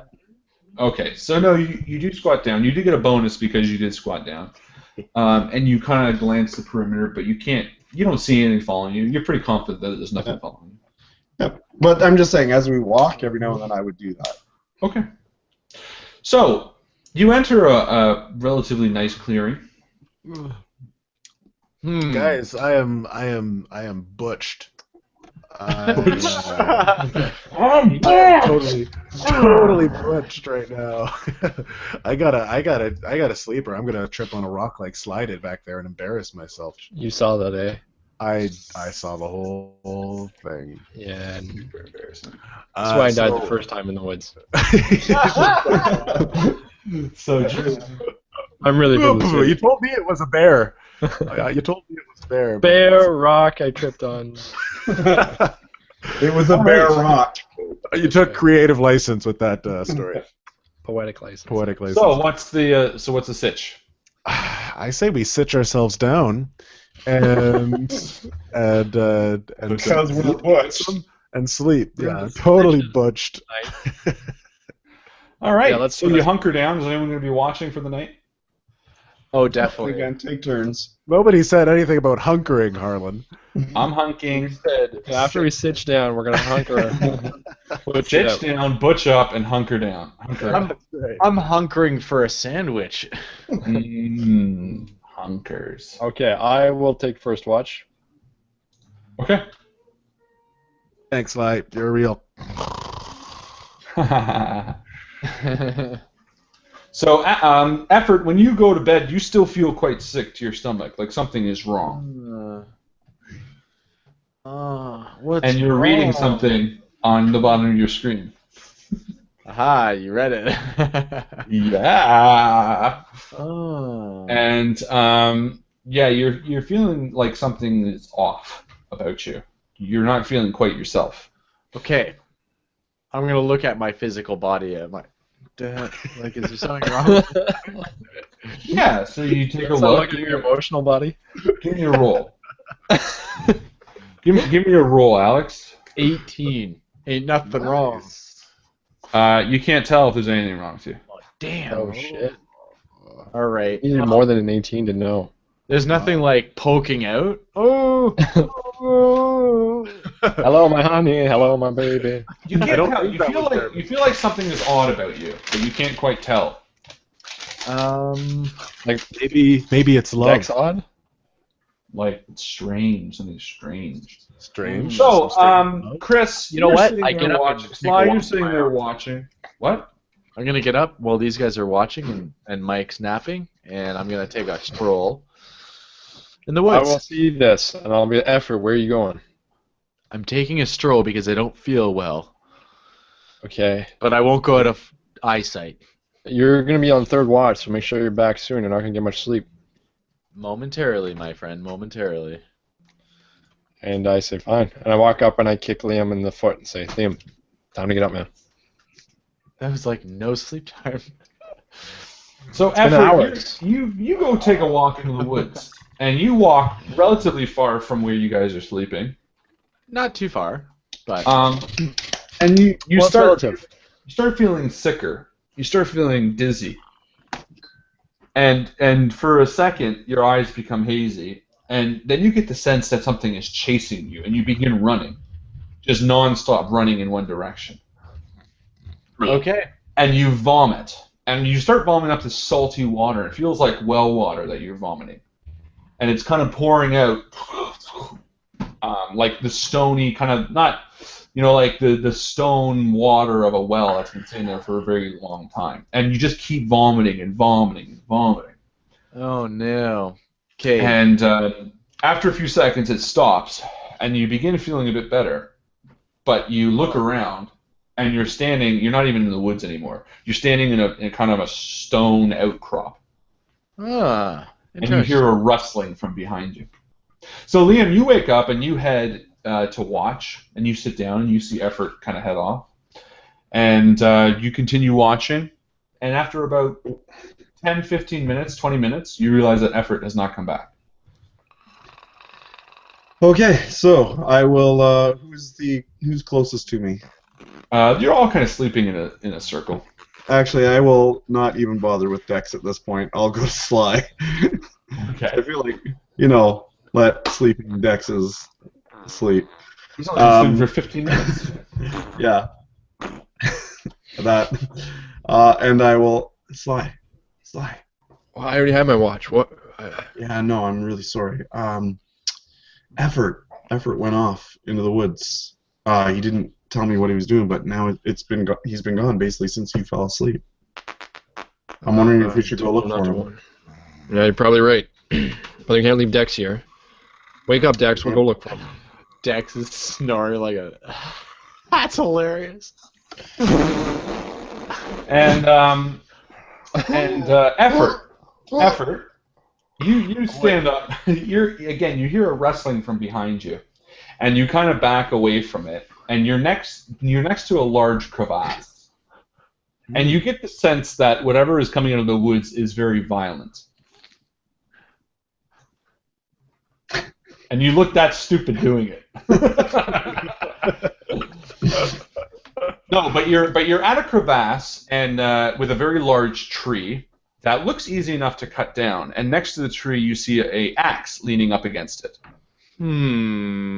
Crevasse, tree, thing chasing me, axe. I think I will take this tree down and create some sort of a bridge. What say you, narrator? It's like this at night. Nobody help him. And there's an axe sitting there. What say you, narrator? No call. And whatever What is say moving from you, the woods. Facebook followers? And whatever's moving from the woods feels larger. And I will kill you. I immediately grabbed the axe. Best description yet. There's a creature that I will kill you with. I grab the axe. I immediately start chopping at the tree. Okay, so you take the axe. On the edge that is facing the crevasse, so that's the way it falls. You take the axe and you go to swing, and you feel... Oh, give me an intellect roll, sorry. I'm not an idiot here, but natural 20. Oh, no, make that his axe swing. No, that's going to be a 1. I forgot. Well, I didn't tell you, but it's a 1. So there's going to be an intrusion. Huh? Basically, I rolled a 20. I didn't tell you, but 20s are 1s now. No. Well, I'm going to tell you now because it's going to matter. When you don't throw a coin in the well, your rolls are inverted. Oh. I have it written right here, and that's when you rolled an 18. Yeah, I want to see that. It was a 2. When you rolled an 18, it was a 2. Oh man! I just did math opposite. Why That's can't I start actually- doing ones now? That's actually a 1. It's only gonna be here for a while, and it was only gonna matter. But that's fine. what happens when you didn't throw it into the woods. Yes. So anyway, you go to swing at the tree. You don't feel anything, and you go to hit it. But before you hit the tree, you feel a thump on your chest as the branch comes down and smacks you in the chest, throwing you back, and the axe flies out of your hands and down into the crevasse. And you fall back on your back. And the tree goes talking to you. What you trying to cut me down for? I'm trying to get away from some creature that I don't know, but it's gonna kill me. Pretty definite. It's gonna kill me. Pretty certain that if I don't get across this crevice, this creature's gonna come. Can you help me, tree? Stupid fucking human trying to cut me down. Think I'm gonna help him? Well, I didn't know you were living. I thought you were dead. So how rude. So as you're sitting there, you see a blue light coming from the crevasse. And slowly a creature emerges from the crevasse. Oh, God. Okay, I turn around and run back to the car. So as you do, you go to turn and you see the creature float up, and it looks to be a woman. Without any feet, it looks like almost like a spear. Stop. She's holding what looks to be, the axe you picked up was gruddy and old, but she's holding a beautiful silver axe. And she kind of floats up and says, "Young man, did you throweth your axe down the crevasse?" And I say, I droppeth my axe. I didn't throweth it. And she holds out her hands and says, "Is this your axe?" And you look at it, and it's obviously not the axe that was thrown down there, but it looks a lot nicer, and it looks like it would do more damage as a weapon. I think I've learned my lesson. No, that is not the axe that I dropped. It looks like a much nicer axe than the one that I dropped. So she dives back down with a kind of perplexed look and comes up with a different axe. Again, this one looks like it's gold and looks even stronger, and she says, "My apologies. This must be your axe then." No, that's not my axe either. That's also a much nicer axe than the one I dropped. And The again, axe I dropped. she heads down and comes back up with a third axe made of diamond. Diamond, I knew it. How did I know it? And she says, "Young sir, this must be your axe." Yes, no. I say no, that's not the axe that I dropped either. Although I would love to have it, I can't honestly in my heart say that that is the axe that I dropped. And she smiles at you knowingly and says, "For your trust, young man, I grant you passage safe across this crevasse, as well as this diamond axe." And she places it before your feet. We only got lousy XP. I picked it up. I pick it up. And she nods as she floats in the crevasse. And you hear the creature behind you. And it feels larger. And it erupts from, and you see Liam standing behind you, panting like a madman. Liam, what the hell are you doing here? Why'd you follow me here? Why wouldn't I? Good point. Follow me. and You've been gone so long, we thought you were in trouble. I grab him by the arm, and now what am I just able to leap across, or what? No, it still looks the same. I walked him. I said, "Did you try to hit the tree with the axe?" Yeah, and Sly walks up to you as well. And Dex too? Is Dex sleeping? No, Dex is sleeping. Dex, as you're sitting there, We're sleeping. dragging Actually, we'll Dex. come back to you in a second. Sorry, Sly. I thought we woke up Dex. No, he was still snoring. No, Chris said he woke him up. Oh, He did he wake up? He woke Dex up, he did, and then Okay. they went off into the woods, and then Dex looked and kind of held himself up to see if they were coming back, just we all Classic did. Justin. And then and then Dex went great. That sounds like me Perfect. when my wife leaves in the morning. I'm like, Yeah, bye. Getting up, yeah. Okay, Sly. So you walk up to him, and what were you gonna say? I said, "Don't swing that axe at the tree." Don't do it. No. How are we gonna get across, Sly? Did the blue woman give you that? Yeah, she did. Did you say it wasn't yours? Yeah, I How did. come she gave that to you? I said it wasn't mine, and I didn't get it. Shit. Because you were with Justin, and Justin said it was his. There's a beast following me. We can discuss this later. Hey, tree. Okay, well, chances are she made me a bridge that I could walk across. Try see if you can step across. So as the three of you are standing there discussing, Dex, you are sleeping soundly when you feel two sharp little feet on your chest. And you open your eyes to see a creature leaning down, looking directly at you. And the creature with beady little eyes leans forward and says, "Have you got any?" Cool. Oh. Yeah. Yeah. What do you want? Yeah, I got some though. And his eyes light up and he says, You have some? I have some, but I'm not going to tell you where it is. And he starts jumping up and down on your chest, which actually quite hurts. Get off! Get off! And he jumps off you. You've got some. Yes, I have got some, but what do you want? And his brow furrows. Have you got any? I do have it. Did I not just tell you that? You're the bumpkin, right? Have you got any? I told you I did. And he how many other people have said yes? Yeah. Exactly. My name's Dex Dalton. I'm a doctor. Dr. Dex Dalton. You can call me doctor. Does he shake my hand? No, he slaps it. Have you got any? Yes, I have got any. Mm-hmm. Huh? Mm-hmm. I have. Is that all you want to know? Do you have any other questions? Get him, Please, ask away. And he jumps at you.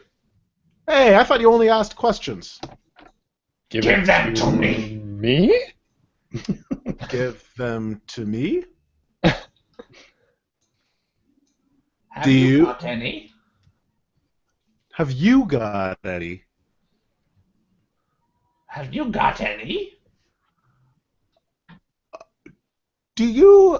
So the three of you are standing by the crevasse.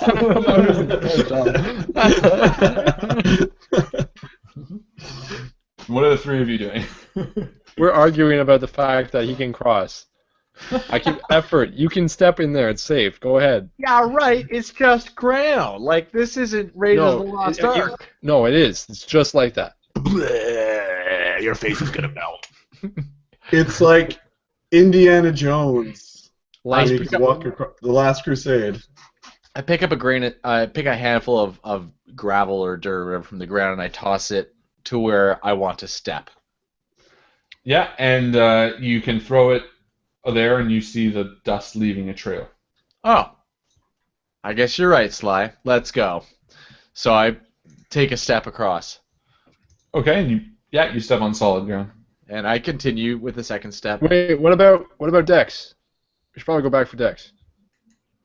But there's a creature. No, I think the creature was Sly. Or I'm Sly, and I am a creature. I meant Liam. Yeah, it was just you guys running through the woods, I think. I think you're hallucinating. Well, I look back. Do I hear anything coming after us still? No. So then I turn around to Liam and Sly, and I say, do you guys want to go back for Dex? Yeah, I'm kind of partial to him. All right, so you head back because let's go.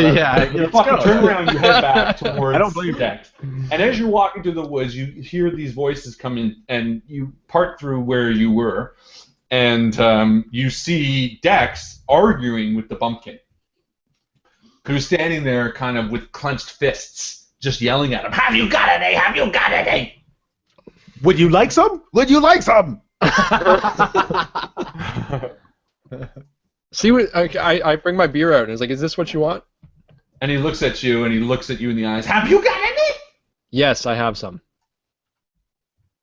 Give them to me. Here, and I hand him a rock. And he slaps it out of your hand. Have you got any? I turn to him and I say, "Have you got any?" And he just looks at you. Have you got any? Have you got any? And I say, "Got any what?" And he just keeps saying, have you got any? That's just You're right, I don't believe it unless the GM does it. So it's not like a question game. That's what I was thinking. Doesn't seem like it. Looks like he's I'm having fun. It's kind of like a game. It's a game you're winning at. Okay. This is why it becomes an 11-part series. Yeah, exactly. Have you got any? Let's go back to any? I procure. Give him what he really needs. I procure. Yeah, sir. Go ahead, Chris. What do you think? Okay, what does he look like? Does he look like he needs clothes? Does he look like he's got? Is he missing anything on his appearance? Is he like emaciated? Food? Aisha says he wants ciphers. Ooh, yeah. Oh, Good idea. I could give him my you could become infatuated with the hamster. Oh yeah, do it. Do it. Look, he's got a bunch of keys. Does he need a lock? I think it's just a stock photo. I wouldn't focus too much on it. Harlan made this. Harlan drew it. Right. That's what the bumpkin looks like. I mean, not that I would doubt you, Harlan. Well, we Okay. do have that lock that we don't know how to open. Maybe. I don't know. Have we got any? Have you I show him the bag with a lock on it. And he looks at it. Have you got any? Okay, I'm going to suggest I turn to the three of you guys and I say, okay, put all the ciphers that you don't really want. And How about we start with just the one? Yeah, that's the ones that we don't put want. a cipher in my hands, okay, as well as I've got some gold coins. I got to put some coins in my hands, okay, and then anybody got any spare weapons? I noticed he has a coin in his hand, and it's the one I gave him. Okay. Effort. Did you not put the coin in the fountain? No. Was I supposed to? You idiot. I don't know. Maybe we'll be fine, but there's a good chance you're gonna puke up water. I don't know. I already did. It was salty. This is bullshit. So let's give him the cup one. Let's start with that one. I put a handful of coins in my hand. I have like 900 coins, I think. So you put coins, a cipher, and some weapons in your hand, and you hold them out, and he looks back at you and says, "Have you got any?" Okay. But as you're reaching through your pockets, you see the artifact that Cracks had. Oh, yeah. Earpiece? Which is the earpiece. The earpiece. The earpiece. Small. Liam, makes sense. So Liam, you have the. Don't give him that one. I don't think the GM wants us to do that. No. Who's got the artifact? Liam. Liam, put it in your ear. I whisper, Liam, put the artifact in your ear. It will tell anyone what any creature desires. Either that or we'll be able to understand him. It'll tell us what he desires. So Liam, you put it in, and you look at Sly as you're putting it in, and you hear, "I want to go home and see my wife. I want to go home and see my wife. I want to go home and see my wife." So I will look at the bumpkin. Tell me your secrets. Tell me your secrets. Tell me your secrets. Huh. Oh. He wants secrets. Yeah, but I didn't tell you that because I'm keeping it a secret. I'm speaking meta. I'm speaking meta. I was gonna wait for you to say something. Okay, so I will call the other guys over and say, "Excuse me, please, Mr. Bumpkin." And he said, "Have you got any?" He's looking for secrets. Looking for secrets. Oh, Bumpkin. I've got one for you. Have you got any? I've got one for you, but what will you give me for it? Have you got any?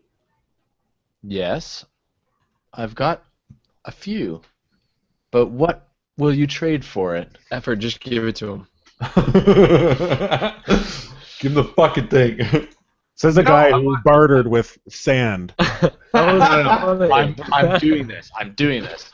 I look at the... What is he again? Le Bumpkin. I look at the bumpkin and I say, we are looking for the... And I read the rhyme. What's the riddle? I read the riddle. 3 crosses in darkened wood, along the path that nowhere leads. Follow the one who only asks, give him what he really needs. Okay, never mind. So... And he looks at you and he kind of raises an eyebrow. Well, now that I've heard this... Now that I've heard the poem, I understand it's him that we have to give him what he really needs. So I say, we are all dead and not from this place. It's kind of a secret, right? That's because the spark is not with everybody. And he looks at the 4 of you.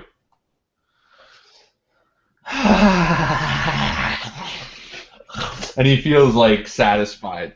And he looks at the 4 of you and says,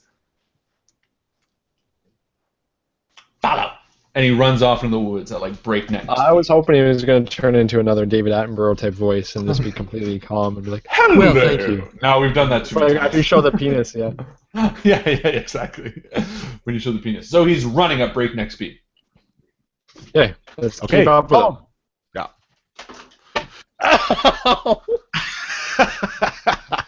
What happened? I was running and I hit my elbow off the chair so hard. Everybody who's running has to give me a roll. Go. 3, 2, 1, roll. The speed roll to see if I can get my... And this is why gamers aren't athletic. Nice. Look, what are we rolling for? Nice. And can we use effort and that sort of thing? No, this is just going to be a order. All right. Perfect. Okay, so it goes. Let's see. Dex, Liam, Sly, effort. So Dex, you're right on him, and you're like motivated. You're in the fucking zone, and you're like almost up next to him as he's running and ducking through things. And you guys are running way off into the woods. And effort, you're kind of up at the end, like, oh, wait up, guys. and eventually, Dex, you get there to the bumpkin as he stops right before you. And he kind of smiles and looks next to him at a tree. And then he falls backwards into a massive hole in the ground. And Liam, you show up just as he's falling backwards. And then shortly after the other two, you guys are all standing next to a massive hole. All right, I think it goes something like this. And then I do exactly what he did. Okay. And as you walk past, you notice what he looked to on the tree, and you see something carved deep in the tree. Aha.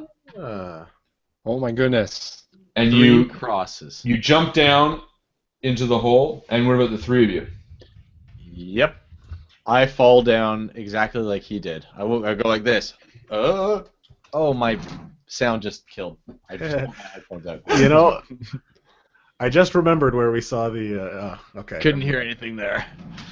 And Liam, do you fall down? Absolutely.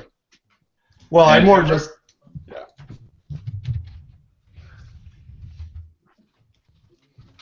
And everybody goes down. Yeah. Sorry, yes, I definitely went down. Okay. We're all going down, eh? Oh shit. Yeah. And as you do, you actually start falling, and you see the bumpkin holding on to some roots as he kind of nods at you falling past him. As he's kind of holding on to some roots on the side. But as you're falling, you see the hole grow smaller and smaller, and then with an entire feeling coming from your back to your front, you fall through what feels like some sort of portal again.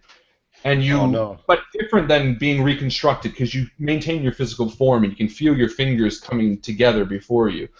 And with a hard thud, you land on a freezing cold pile of snow. And the 4 of you kind of land on top of each other. Oh. And you looking up, you now just see the sky, and whatever you fell through is completely gone, as if it never existed. And the wind is whistling, and it's a bright day on what looks to be. Are we wearing the same clothes? You're wearing everything the same, so you're very cold all of a sudden. We passed through some sort of portal. I don't think so. It didn't feel like it. It didn't feel like we translated. But there's no hole above us, right? There is no hole above you. But you're on like a mountaintop. And there's nothing around us?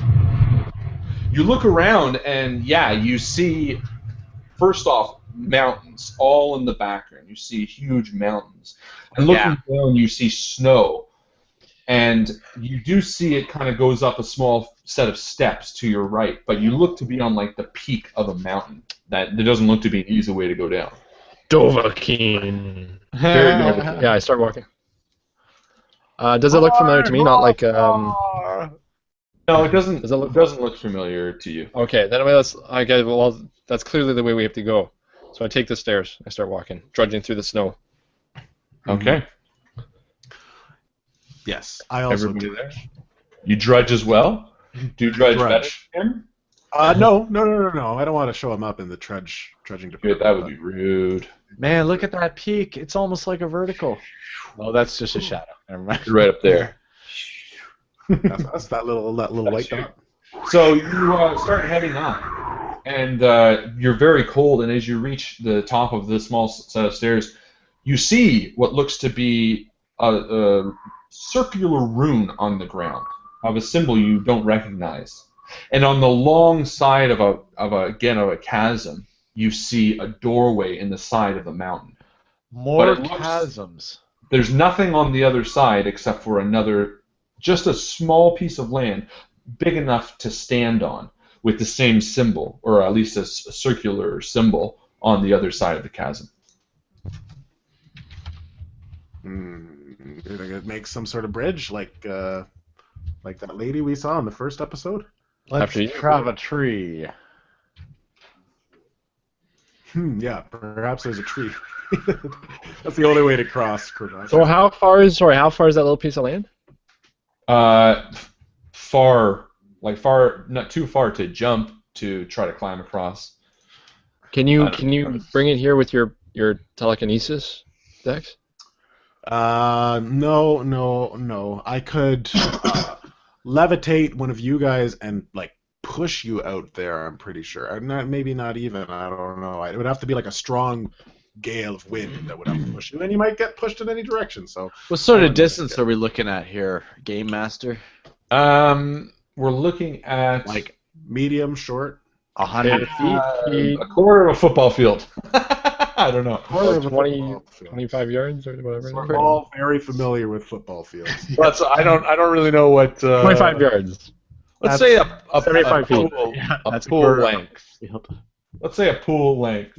British football or American football? Like what pool? Olympic pool? Olympic pool? There, that pool. That's what we went with. That's what we went with. Town center pool. Is that too? Yeah, let's say that. So what's to swim across? Yeah, because each one of those squares is 5 feet in gaming terms. So. Yeah. All right. Yes. So it's far.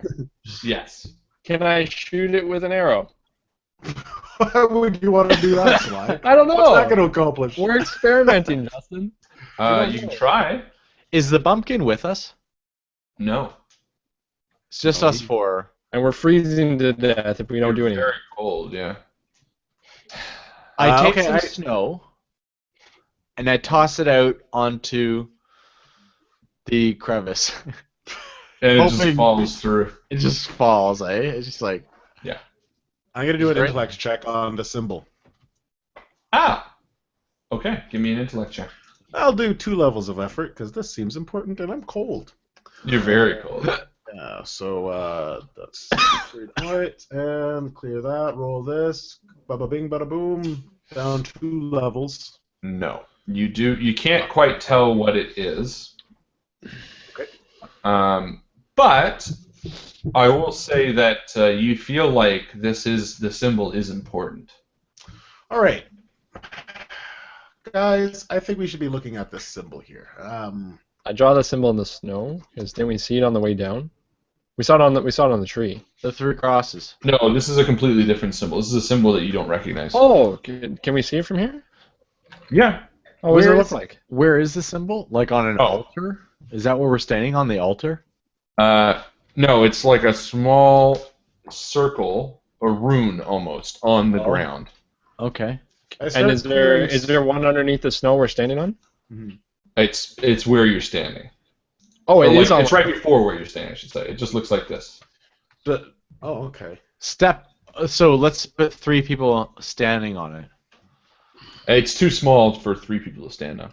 So It looks more runic in nature, and the small rule that Dex did manage makes you think that it's significant of some deity, maybe.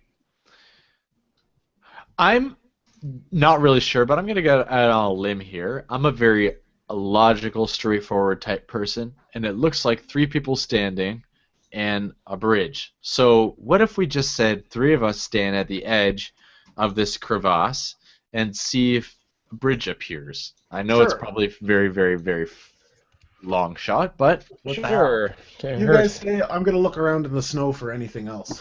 So let's 3 of us stand up at the crevice. So the 3 of you stand at the crevice, and it doesn't seem like anything happens. And Dex is walking around the edge, seeing if there's any other symbols. Okay, give me a look around, Dex. Look around. No dice. I got a 7. Okay. No, you don't recognize anything. It feels like this. The poem we don't know is along the path that nowhere leads. So that probably has something to do with this. Because so far it's been the bumpkin and the 3 crosses we've seen along the path that nowhere leads. But that might have been the drop that we took down the... That's possible, true. But I like where you're going with that. Let's go there. Say along the path where nowhere leads. So this path does lead nowhere. And walking either side of this crevice is not taking us anywhere. No, it's like 2 mountain peaks, basically. It's like one mountain peak and then the side of another mountain. And like the only way to go for us is down. Exactly. So I'm going to take... Can I take an intellect roll for this? Well, Dex has kind of put the significance of this forward, so I will allow one of you to roll again with an advantage. With an advantage. Given by another player, as well as however much you want to lower it with effort. Like, I've got an intellect of 12. Mm-hmm. I don't know. Yeah, what's your effort? What's your edge? I will apply an effort. I've got 1 edge. So we'll lower it 2 tiers, basically. So I'll apply an effort, which costs 1 XP or 2? To lower the tier, it's whatever minus your edge. So 3 minus whatever edge you have. Now remember something about your character. Yeah. That your roll is still inverted. Perfect. Well, it doesn't make a difference. No, it won't make a difference, but just so in case you celebrate early. All right! Minor effect. The one time it actually is beneficial. Oh man. Okay, so and you get a minor effect. So so you look down at the symbol, the 2 of you knocking your heads together, and you recognize it as a deity symbol, a representation of a deity, and it comes to you. This truth. It's the symbol of truth. And the minor effect is typically, when it's not combat, it's story related, right? So we're going to say that the minor effect you get is the feeling that this symbol is something to do with teleportation. And that rather than a bridge formation, this runic circle seems like it is meant to teleport you to the other side. To the other side or to somewhere else? Well, the fact that there's a matching one on the other side makes you think that. How it's activated, you're not too sure, but you can tell that it's a symbol for truth and that it's a teleportation symbol of some sort. Tell the truth while standing on it. See what happens. I was thinking the exact same thing. Why don't you give it a go, Sly? I don't know how this works. I stand on it. Nothing happens. Stand on it and then say that? Well, okay, try that. Say something true, not something that's just Sky obvious. in Earth is blue. You immediately flash to the other side of the canyon. Well, because you can stand on it saying, I don't know how this works, right. But you're right. That's not true, because you do. I don't know how this works. Truth and correctness are different, I guess. Yeah. So yeah, you flash to the other side immediately. It worked. And as you say, you're a rumble. I step on it and I say, I was an estate agent, but I'm no longer an estate agent. And you flash to the other side. I've never been with a woman. Flash. So Liam, did Liam say it? Was that his? No. Oh, okay. I thought that I've never been with a woman was. No. Are you going, Dex? Or? Well, Dex is still like tromping around the snow looking for other symbols. And everyone's disappeared. So Yeah. I will call. Hey, Dex. What? Yeah. What? Yeah. Come on what? over. They figured it out. Oh, okay, cool. So I come over. So what am I supposed to say? What So how do I you get need over to there? stand on it and just speak out loud and say any truth, anything that is true. Okay. And you go first. Liam. After you. All right. So I will stand on it and say, "My name is Liam Walker." And it zaps you to the other side. And I step on, and I kind of look around, and I say, "I have a 9-inch dong." And you just stay there for a second. 8-inch dong. And you stand there. 7-inch dong. And you stand there until the truth comes out. And then you zap across with your 3-inch dong. And as you do, Sly stands there because the reverberation of the canyon makes it very clear, even if you're whispering what the person had said. I Nice. just look at them. Let's just move on. Yep. Nothing to see. So you're now at the other side, and there's a small. That's what we just heard. There's just a small passage, and then there's a large door, a huge, reinforced, unnatural-looking door. It looks like it's made of some sort of metal, and it's in the side of it, back a little bit. So there's kind of a small, short corridor, and then the reinforced door.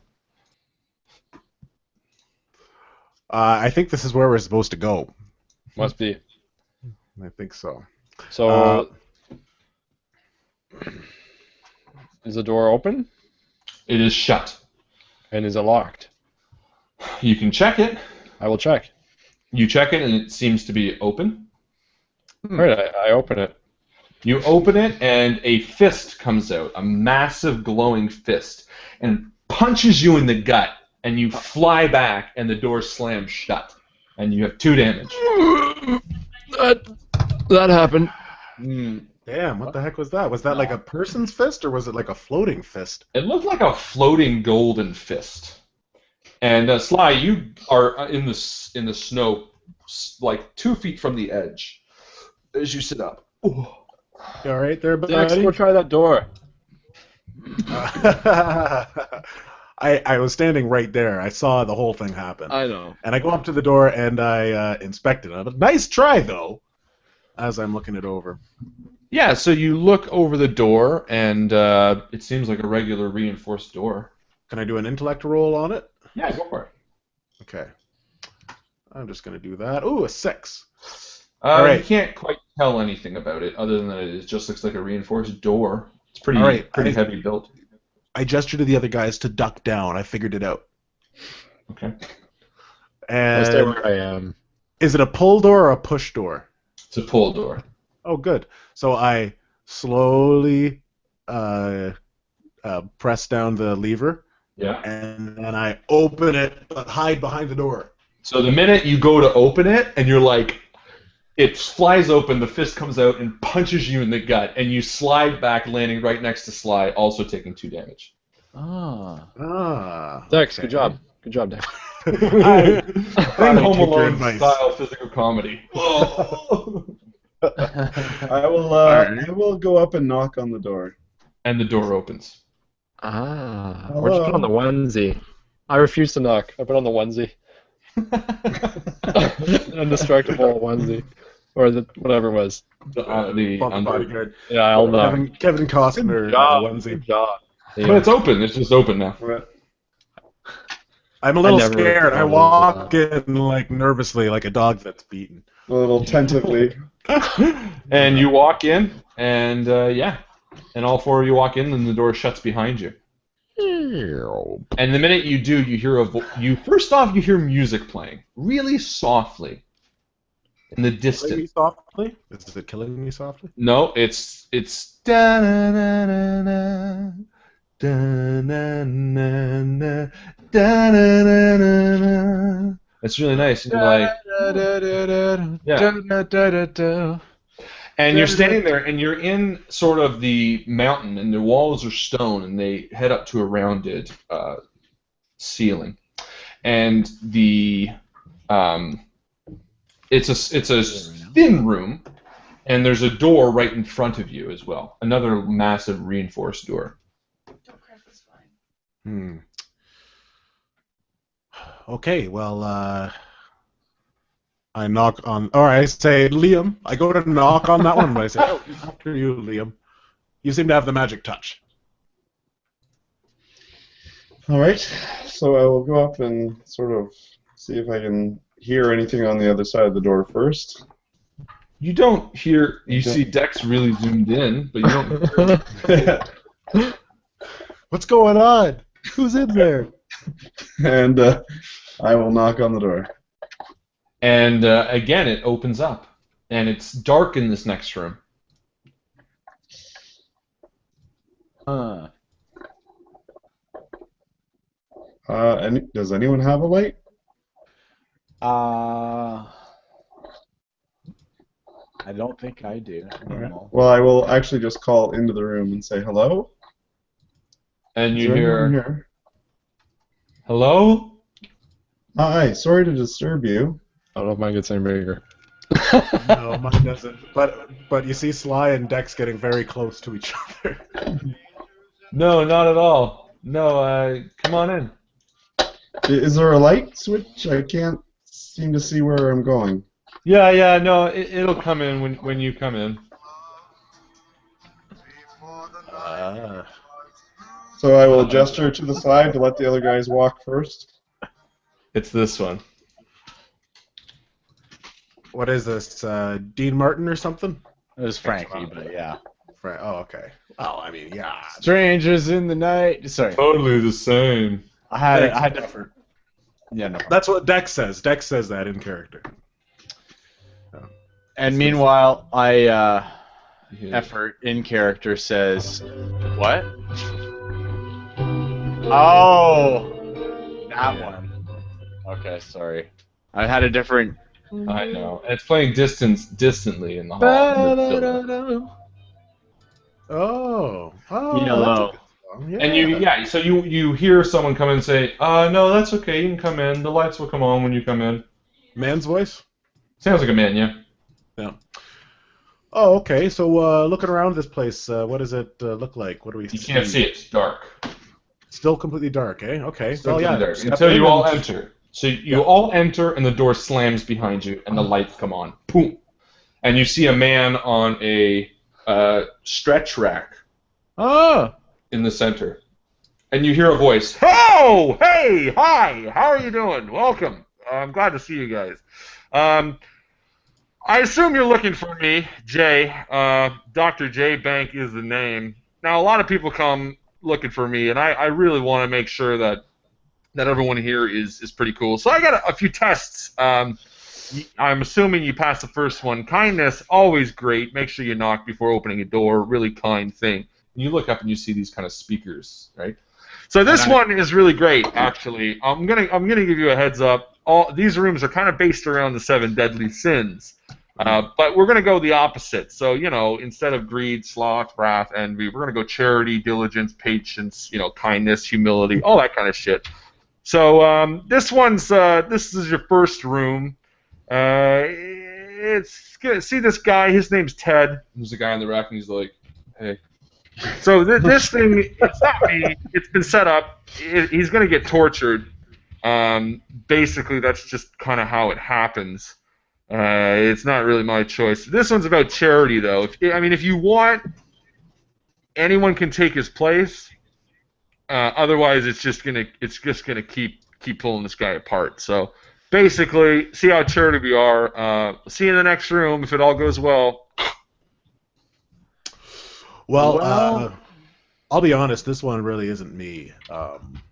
In terms of the 7 virtues, I wouldn't say that charity is mine. So, what do you guys think? Well, first and foremost, I hate to say this, but we're all trying to get home, and I'm already dead as far as I know. So I'm willing to put myself on that stretcher in hopes that it will take us to the next room. And because as an agent, we go through enough torture. What's the word I'm looking for? Torture. Training. Thank you. Torture. It's resistance training. Torture resistance training. So, is there a way for me to get on their object? Dead. And Ted is on it. He goes, "Hey, yeah, no, that's fine." Then he kind of takes off his arms. Okay. It's just like simple, eh? So I say, you know what, gentlemen, let's try and get in here and show our true colors, because I know we're all honest men here. And I hook my hands in. And they lock, and it seems like a magical lock, because there doesn't even seem to be a seam. Choom, choom. And as the three of you standing around, and Ted, he's just kind of in like rags, he's like, Ted, how long were you up there for? You feel a stretching of your bones as they kind of crack, and you take 4 damage. Ouch. Oh, man.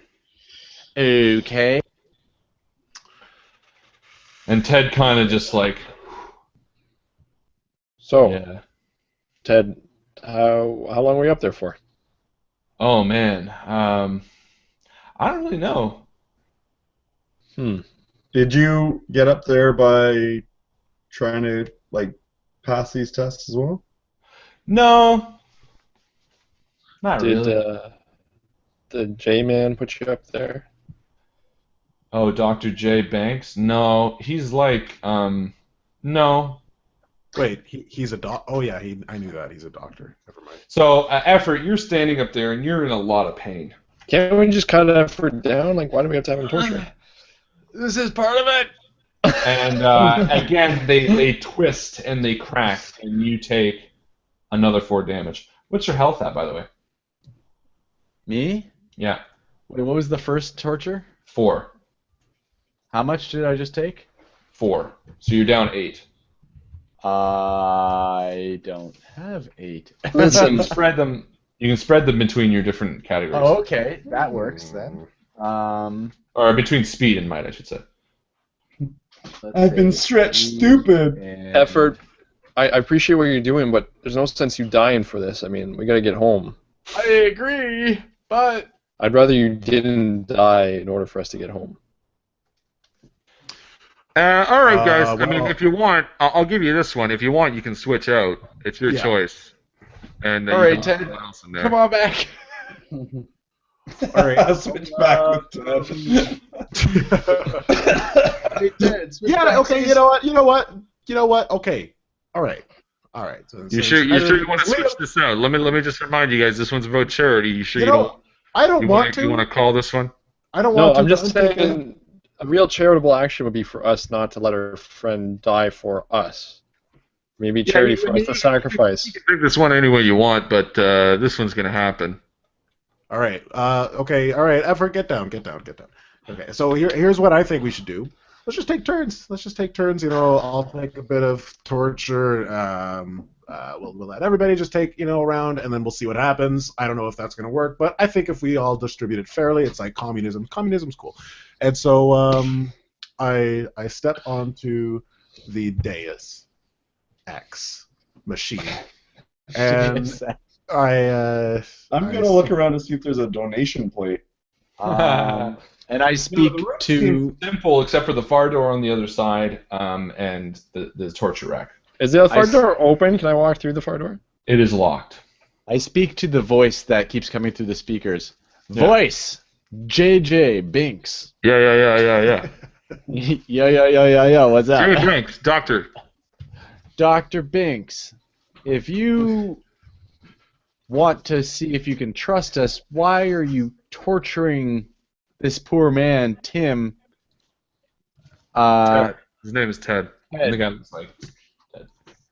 Why torture someone to prove that we're honest? That doesn't Look, make I can't explain this one.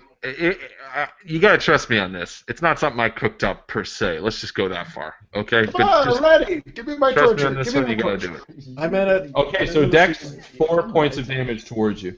All right, someone else. Someone And else. Someone else. And the voice comes back on and says, "Do you want to switch out? You want to switch this one?" out?" I'm tapping out. I'm tapping out. That hurt a lot. That doesn't hurt that bad, Liam. It's not that. It's not actually that bad. So you switch out. Yep. You continue this way, and every time you take the damage, the voice comes on and offers you to switch out. So Liam, you take damage, and he offers you to switch out. Yep. And you do that. I will not switch out. Okay. So you take another 4 points of damage. I turn. Okay. I And turn the to voice comes the. back on and asks if you want to switch out. I will not switch out. And the voice comes on and says, "All right, kid, you sure you don't want to switch this out? Yes, sir. You're gonna take this bad boy 3 times in a row. Yeah, yes, sir. Why are you doing this?" Because I don't want any of my friends to have to endure this pain.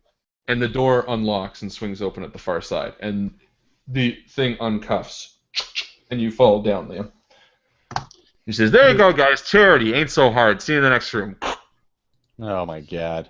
And it's Not so hard. Does Ted get back up in there? Ted gets back up and gets This doctor. Oh, I whisper to the other guys. This.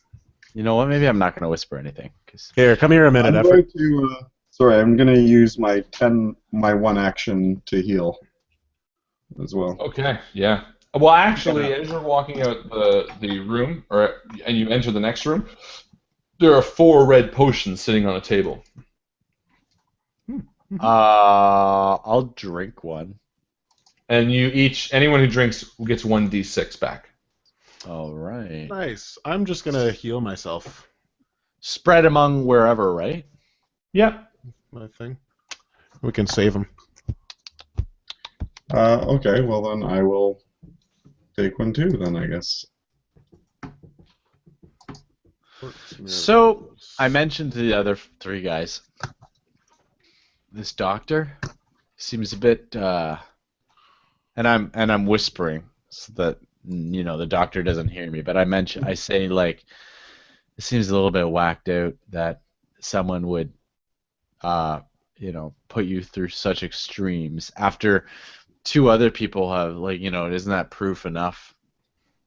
By taking someone's place, I figured it would have been we would have let through the room on the first go. Well, apparently he's looking for more commitment. Well, you said it. So you enter the next room and you take the potions, whoever wants them, and the voice comes back on there. as the door behind you I'll slams. take one. Roll a d6. Yes. What am I taking a potion for? That is complete. No, he doesn't need to. He can just carry it with him. You can carry it, or just take a d6. Because he didn't take for any health. damage. He didn't go into the. Oh, but I took damage from being punched. I'm back up to full. Oh, that's true. Yep. Okay. So you all took your potions, right? No, I think Dex held on to his, right? I didn't. I rolled for my own skill. Okay. Works miracles. So you're not going to heal. You're not going to take the potion. I'll hold one. Okay. Yeah, I'll just keep it in my pocket. Okay. So you enter the next room, and the voice comes back on. "All right, Charity, not so bad. Patience. Good luck." And the door behind you slams, and you're in the same sort of exact room, nothing in it but the far door. I'll tell you what, gentlemen. I'm extremely patient, unless others are impatient, in which case I lose my patience very quickly. So let's all be patient here, all right? Not gonna lie, this one isn't really my strong suit either. I sit down. I will I- lay down and have a nap. I put my hands on my knees and I just cross my legs and relax. Okay. So 10 minutes goes 16 by. hours goes by. 2 years pass. No, sure enough, an hour passes, and the door at the far end clicks open and swings open. Okay. And he says, Easy, right? All right, see you in the next room. Yeah, that wasn't so bad. Even got a little nap in. Good stuff. Here we go. Now Okay. what?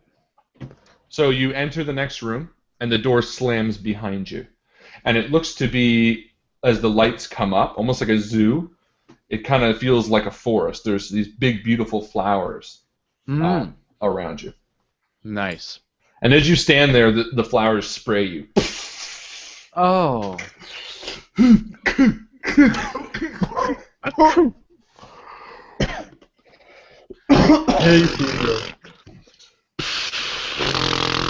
And you immediately all feel weaker. And all of your pools are now halved. Jesus. Well, those potions were a waste. Odd numbers, rounding up, rounding down. Round down. Ooh. I mean, oh. I'm happy. Chastity, boys. Chastity, boys. Not just about sex. Cleanliness of the body. There's a little bit of wine in the center. You drink the wine, and you're gonna feel back up to full health. And there's 4 glasses of wine in the center, and the door at the far end of the room opens. What's the definition of gluttony? Can you drink wine? But it's lust. Chastity against lust. Yes, Maybe- but why? But what's Lust. stopping him from rolling 2 into 1? Lust is like a strong desire. You can have a lust for. Well, I have a strong desire to wash myself with this wine, or drink the wine to feel better. I don't. I feel like the drinking of the wine is yeah. So don't do that. Yeah. So don't do that. Right. Yeah. So you're lusting for that. Gluttony would be like if we drank all the wine. Well, But that's And ate the flowers. we're also at each other. we're also told that we should drink the wine for full health, to regain our health. So I suppose having a single glass of wine that's offered to us You're just gonna get by charity is. wanked upon by the flowers again. I would. I'm gonna. You know what? I don't know. Can I test it? Do you guys care? Liam, you're quiet. No, you know what? No. Well, yeah, Liam, what do you think? I think in this point, we would not drink it. Mm-hmm. So I say anybody who wants to drink the wine, at least go through. Who doesn't want to drink the wine goes through the door and waits, and then anybody who does want to drink the wine stays here with the smelly flowers and drinks it themselves, so that not everybody, even the people who don't want to drink the wine, gets sprayed by the stuff. I think that makes sense. I feel. That's fair. And you know what? I'll abstain. I don't need to drink the wine. You're a big man. I've heard. Chastise. All right, so the 4 of you exit the room. All right. Oh, is the door open? Yeah. Yeah. Oh, I thought it was still closed and we were told to drink the wine. No. I'm sorry. My apologies. All right, so you leave. Yes, of course. Perfect, and the door slams behind you. Not bad, boys. Not bad at all. All right, this one's my favorite. Temperance. Good luck. And the lights come up in the next room, and you see 8 men tied to poles. And the voice comes back on. Sorry. There's a bit of explaining in this one. 15 minutes, this room is going to fill with fire. Okay? The key to the door at the far side of this room is in one of their skulls. Good luck. 6. All right. I put my hand up and I say, Like you everybody have to- listen to me. Everybody in the room listen to me. Do I have all the guys' attentions? How many All are 8 there? of them? All 8 men? Do I have Yeah. all their attention? Yeah, they look up. Do any of you have a key in your skull that you know of? And they just look at you like...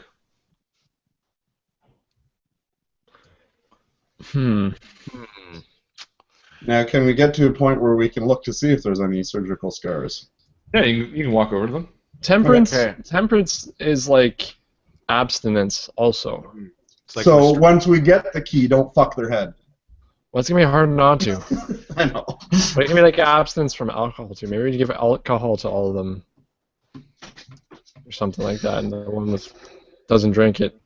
Is the back door the one to the other place with the wine in it still open? No, it's shut behind you. Let's Okay. turn to our American friends for the question on temperance. temperance. Well, temperance in this case, mindfulness, justice for others, selflessness, awareness of one's surroundings, things like that. More the broad terminology than the literal one. So then, justice for others would be the sacrifice of the few for the many. Many. Does anybody have idea whose head? I raise my hand and I say to the crowd of everybody in the room. Does Put anybody your have any hands idea up if you. whose head we should smash in in order to get the key to exit this room, which will be filled with fire any moment? Please speak now. What do the 8 men say? Yeah, and I'm going and looking at all of them to see. They don't say anything. They look. Checking out their skulls to see if there's any So they look to be shaved mute. parts. So effort, they look to be mute to you. And Liam, as you're walking through, they all have shaved heads, and they all have a single scar on the side of their head. Well, they probably all have the key in it, and we just gotta kill one of them. Yeah, I was thinking that. I think our Facebook friends have gone. There's nobody here. Okay. Well, do we want to just open up one of their skulls? Do we have anything to open that with? Oh, an axe. We got An axe. You have your weapons, yeah. Yeah, I've got like bludgeoning Well, weapons. I'll just I keep checked the beating door to them. see if I can pick it or break it in any way. Options, my friends. Okay, which door? Options. The one that we want to get through next. Okay, so what do you do? I want to try to either pick it or break it to get it open. It's open. Whichever. Oh, Where would a new door? It's unlocked. Oh, so then let's cut everyone down and just walk through. Yeah. So Okay. you check the door and you realize it's unlocked and you open it and the voice comes back on. I thought for a second you weren't even going to check that. I was kind of excited. This could have gone very, very dark very quick. All right, now leave them there. It's all good. They'll be fine. You're sick. I stand there by one of the guys with the axe, like so. Dex, no, Doug. All right. Am I still doing this? So you go through the next door, and again, it slams behind the four of you. And what you see is a hallway filled with doors. Some of them are half open, and like the two next to you, you kind of see something glittering inside, like gold of some sort. And the voice comes back on. Diligence! All right, the door to the next room, it's at the end of the hall. I have unlocked it for you. Okay. Walk on through. And as you're passing, you see gold in certain things. And Liam, as you're kind of passing, you swear you see a console, like a PlayStation of sorts, and a screen. And you think you see the pause screen for Kingdoms of Quests. Which one is this? Cut his So legs I'll up. I'll pull Dex's shoulder. Be like, Dex, did you Yeah. see that? Oh my God. Let's back up a little bit. Oh my God. Is that? That is. Is that what I think? That is it. That is Kingdom of course. Yo, guys, wait up. Wait up. Don't go in there, Dex. Now he did say this one is diligence, correct? This is Diligence, Yes. yeah. So we have to be So diligent. Maybe there- we have to beat the game. Yeah. We just have to sit here till we beat the game. Or is it abstinence? I think we've already did that. We did it with the wine. We abstained from the wine. No, we gotta be diligent on our quest, which is to not get distracted. So let's keep going. Yeah. Is that our quest? Maybe the door is in the game. Sly. Do you think about that? And I You didn't say, think about that. You didn't. you know what I'm thinking about? I'm thinking about you getting in the way of me getting home to my wife. So let's keep going. Diligence. You don't even want to try this method? I don't even want you to keep talking at this point. Let's keep going. Liam, for once, I have to say, let's go. Come on. I just, like, it's already on. It's not like we gotta wait for it to load. All right, I Just- pull out, just I pull one out save. the Cipher. Like, I yeah, pull we out the just- Cipher with the guinea pig, the hamster in it, and I say, and I just try to woo them with the cuteness of it. Use the Just bring Cipher them on them. I like Yeah, that. I Okay. love it. Yeah. Oh my god, where'd you get that? So I'm gonna so get them ridiculously cute. infatuated with this, Yeah. isn't it? I'll let you play with it if we go through the door.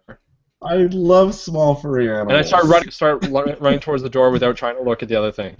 I just like but- in general. That's And as you're running by, you hear a baby crying. You hear like a monster's growl. You hear all this kind of stuff. There's all sorts And of like I'll do a roll, collectible I'll do a toys. roll, I guess. Yeah, give me a roll. Intelligence roll. And I will use 1 tier of effort. Okay. It's like the nicest fucking best Nice setup fuck. PC Nice. you could ever purchase and There's- build yourself. Dice boxes. Every single RPG book. No, you make it, and you open the far door and you toss the hamster ball through, or Yeah. what? Yeah. Yeah. Perfect. You do it.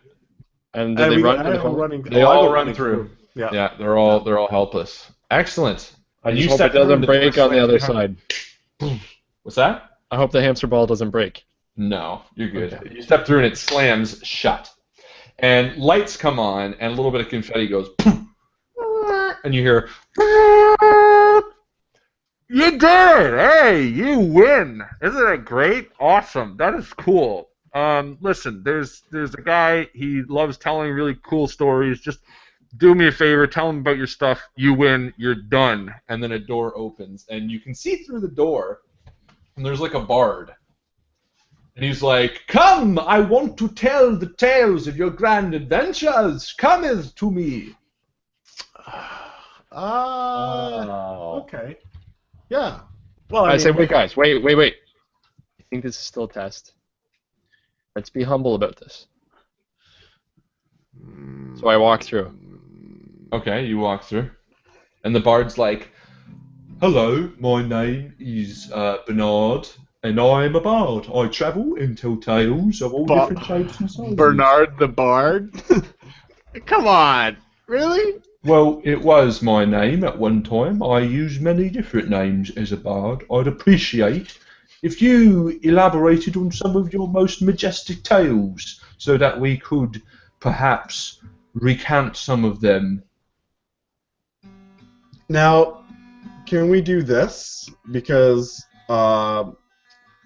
Sly, Effort, Dex, great storytellers. And I was thinking that while they tell, I'll just go back, play a little Kingdom of Quest. Because I really, You're still infatuated by the hamster, so I'll put the hamster in my. I don't want to put the hamster in my pocket. No, the hamster was left in a room in the last room. This is Okay. All right. But I'm just saying. Barnabas, others call me. Barnabas already is my won. name today. Bard? Barnabas is really nothing to tell. You say it like, "I am a bard. I tell stories to the greatest kings in the land. Please, tell me your stories." It's not worth the attention of a king. Effort? You have no tales to tell? Dex? You have done no great adventures? I can tell you a tale, Bard. One that does not consist of greed.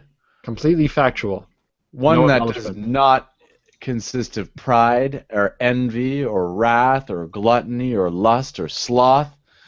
But I will tell you a tale of 3 men that are trying to get back to their home and on a quest which is of no great worth.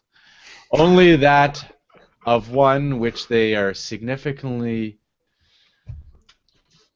attached to and have no real escape other than to obey others' silly rules and try and get home to their loved ones after a crazy, crazy time. Your stories bore me. But I say it enough. much better than that. A door at the end, a door at the room opens up. I say it much better than that. I'm much more wordy in my RPG life. In the RPG world. I have much better synonyms, and I have a thesaurus. I am much better with synonyms and Or just Donald Trump would say, words for synonyms. I have best words. I have thesaurus words, okay? And you can hear music coming from the next room. All right. Well, I just get up and just walk through. Okay. Strange magic. And what about you guys? You leave too? I'm following. So you enter the next room and the door slams behind you, and the voice comes back on. I thought I almost got you with that one. Humility. That's a good one. See, I honestly thought you'd be all braggers because you thought you won the dungeon, but you had it. There's 7. You counted right, and we got the last one. Kindness. Let's see what happens. And the lights slowly come up. And in the center of the room, you see a figure kneeling. And in front of you is a table, and on the table is a sword and various violent implements. And the figure before you is actually chained to the floor, kneeling. And you see him battered and bruised and beaten and hurt. And he looks up at you, and the man looks pained and weary. And Sly, the man looks tired and old. And Liam, the man looks hurt. And Dex, the man is your father. Shit. Evan, I am your father. Now, I was going to say, Dex, you and Sly, Dex, you've got a bottle, and Sly, you also have one of those potions, correct? Should we not be giving it to this gentleman? No, not this one. Why? Let's just he's obviously hurting. He's obviously in pain. Yeah. And we have the power to heal him.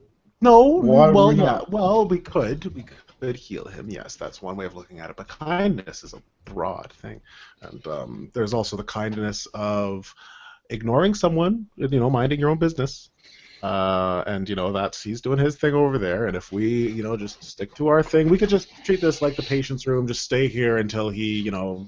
That doesn't even make sense. He's in bondage. Yes, he's hurt. Yes, it's clear. We just have to help we don't him. know if he's hurt. It might be makeup. But I hope I feel like it's he might deserve it too. He might. Right, but doesn't everyone deserve a second chance? Well, or should we just ask him? We could ask him what he did to deserve this. Tim. I'm slowly backing up. While they're arguing, I'm going to walk up to him and sit beside him. Say, "Who are you?" And he looks up towards you and goes to talk, but you see blood come from his mouth. It looks like his tongue's been cut off. I say, do you want to? Are you suffering? And he is it obvious? Like it's clearly he's just in great pain. He looks very pained, yeah. But not so much so that beyond help. No, he looks like his eyes are like, help me. So let's help this guy. Let's get him out of here. Is there a key on the table with all the weapons? No.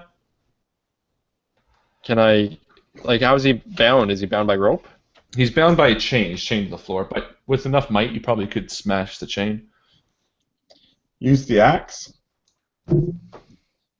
Effort. The diamond axe, and I whip it out. Yeah, you could do that. And then I whip it out. Oh, my headphones came out again. Hold on. What an asshole. That was the best time to say it. Sorry about that. I'll watch it. My headphones come out. I stand up. That's all right. And I take out my diamond axe, and I take one. Or is anybody stronger here? Sly, probably. Sly. I hand Sly the So diamond Dex, axe. you're watching this unfold, and you just standing there. I'm watching him about to help him out. Absolutely. Staying. I hand you the diamond axe. Guys, hold on. This is the guy that killed me. What do you mean this is the guy that killed you? And I step towards him, and I grab the axe. And I'm holding on to the axe. I'm not going to let you just grab it from me. Well, no, you haven't taken it from me, really. I did take it from you. Well, I didn't see your hand come up. Oh, okay, there we go. I'm role-playing, Alex. Sorry. I don't have to actually move. I go to take the axe, and I say, okay, all right, whatever. This is the man who killed me. This is, everybody meet Reverend Dalton. There's my dad. And he killed me. He poisoned me. He brought me to a Baton Rouge, and he poisoned me. And Well, that certainly again drives home your aversion to the Baton Rouge. Really? So there is more to this. Yes, a Baton Rouge, and I fucking stuttered. There is more to this. He could have taken you to like a cliff or like somewhere natural. He had to take you to a chain. And now I can't eat Baton Rouge anymore. And it is the best restaurant in the world. That was the It worst is. part of it. At least it's the only restaurant in one world. All right, yeah. Okay, So but- this is the man who killed me. All right. So what is kindness? What would be kindness to him? This man. So should burn actually, in hell. maybe this doesn't have anything to do with him at all. What? Okay. Yes. Oh, like I said, we just ignore him. No, my friend. We've been through a lot together. Oh, yes, I know. Maybe we're talking about kindness to yourself. Maybe you need to forgive him, not for him, but for you. Okay. Maybe you should shut up. I hand up the axe and I said, I hand Dex the axe. All right. Yes. Yeah. Okay. No. This is great advice. Just forgive him. Just forgive Dex, the guy who Dex. tried to kill you. Come on. Dex, here. What? We can't decide this for you. And I give him the axe. I say, guys, this is something Dex has to decide. If he needs revenge, he needs revenge. Yeah, but that's not kindness to either one. Maybe it is. Maybe Dex can move on. We have And I we pull have Liam the aside. ability. I pull Liam aside. I say, Liam, this is not his father. We're not even in the same world. You're right. We're not in the same. I didn't tell you, Effort. I told Liam. Oh, I thought I overheard. I overheard you, and I was chiming in where I'm unwelcome, like I so often do. Let's do this. He's right, you know. I don't want to be a part of this. You I'm can't be gonna a go part of back this. and play Kingdom of Quests while No, you guys figure this Liam. out. You stay here. I'm Dex, just you gotta do what- saying, We gotta let Dex decide. It's gotta be Dex's decision. right, and I'll just play. This could take a No, while. Liam, don't go play. You're gonna backtrack. The door's locked anyways. All right. All right. So Dex is standing with the axe in front of his dad, who killed him in a Baton Rouge, and there's this long, tense silence where Dex just kind of looks askance to the ground next to his father, and after a moment, when you think he's just going to stand there, he says, "This is bullshit. This is bullshit. Who the hell do you think you are? You get us in here, you make us go through these trials, and then you try to teach us about kindness by putting me in this situation? How the hell do you even know who this man is? How do you even know who the hell I am? This is A-grade, first-level manipulation of the highest sorts. I'd like to see you do this fucking test." And I take the axe and I smash the chain.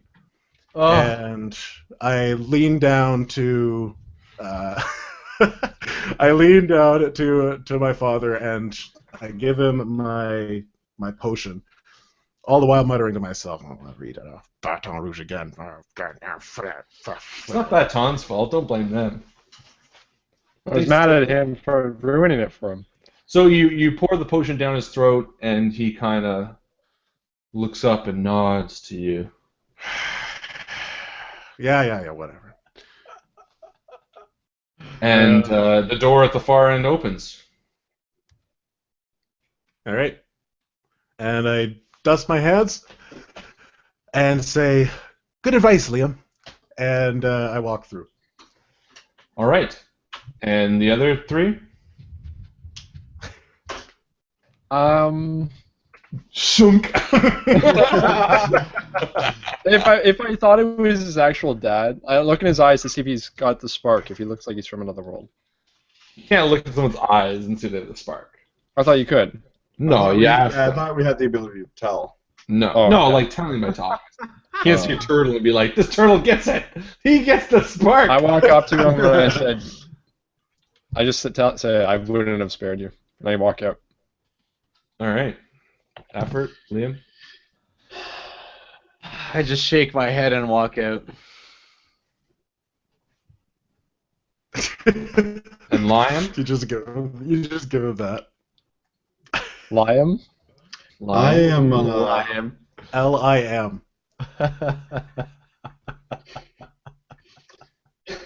Liam. Yeah, no, I'm standing there because I still don't know if I should be trying to undo his chains or not. Like, I get what everyone's saying.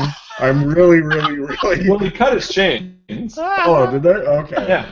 I'm just really proud of Dex right now for making the right decision. Evan says, Sly has never been able to shake his bloodlust after they hit their dog. And I will walk out. Okay, so you walk out the door and it slams behind you. Bam. And immediately, the four of you are just standing in darkness, and you're kind of looking around. And then you feel slap across all of your faces. We gotta stop standing in a row like that. And then you begin falling. You know what we need to do? You begin falling. We need to try falling, and you're falling, and you're falling. We're falling right now. Falling. What do we need to do, Effort? slap our faces for the INVICTUS stream. Oh, okay, I'll you all start. slap your faces. Hey. And you wake up. And the four of you are lying on slabs. Slabs of what?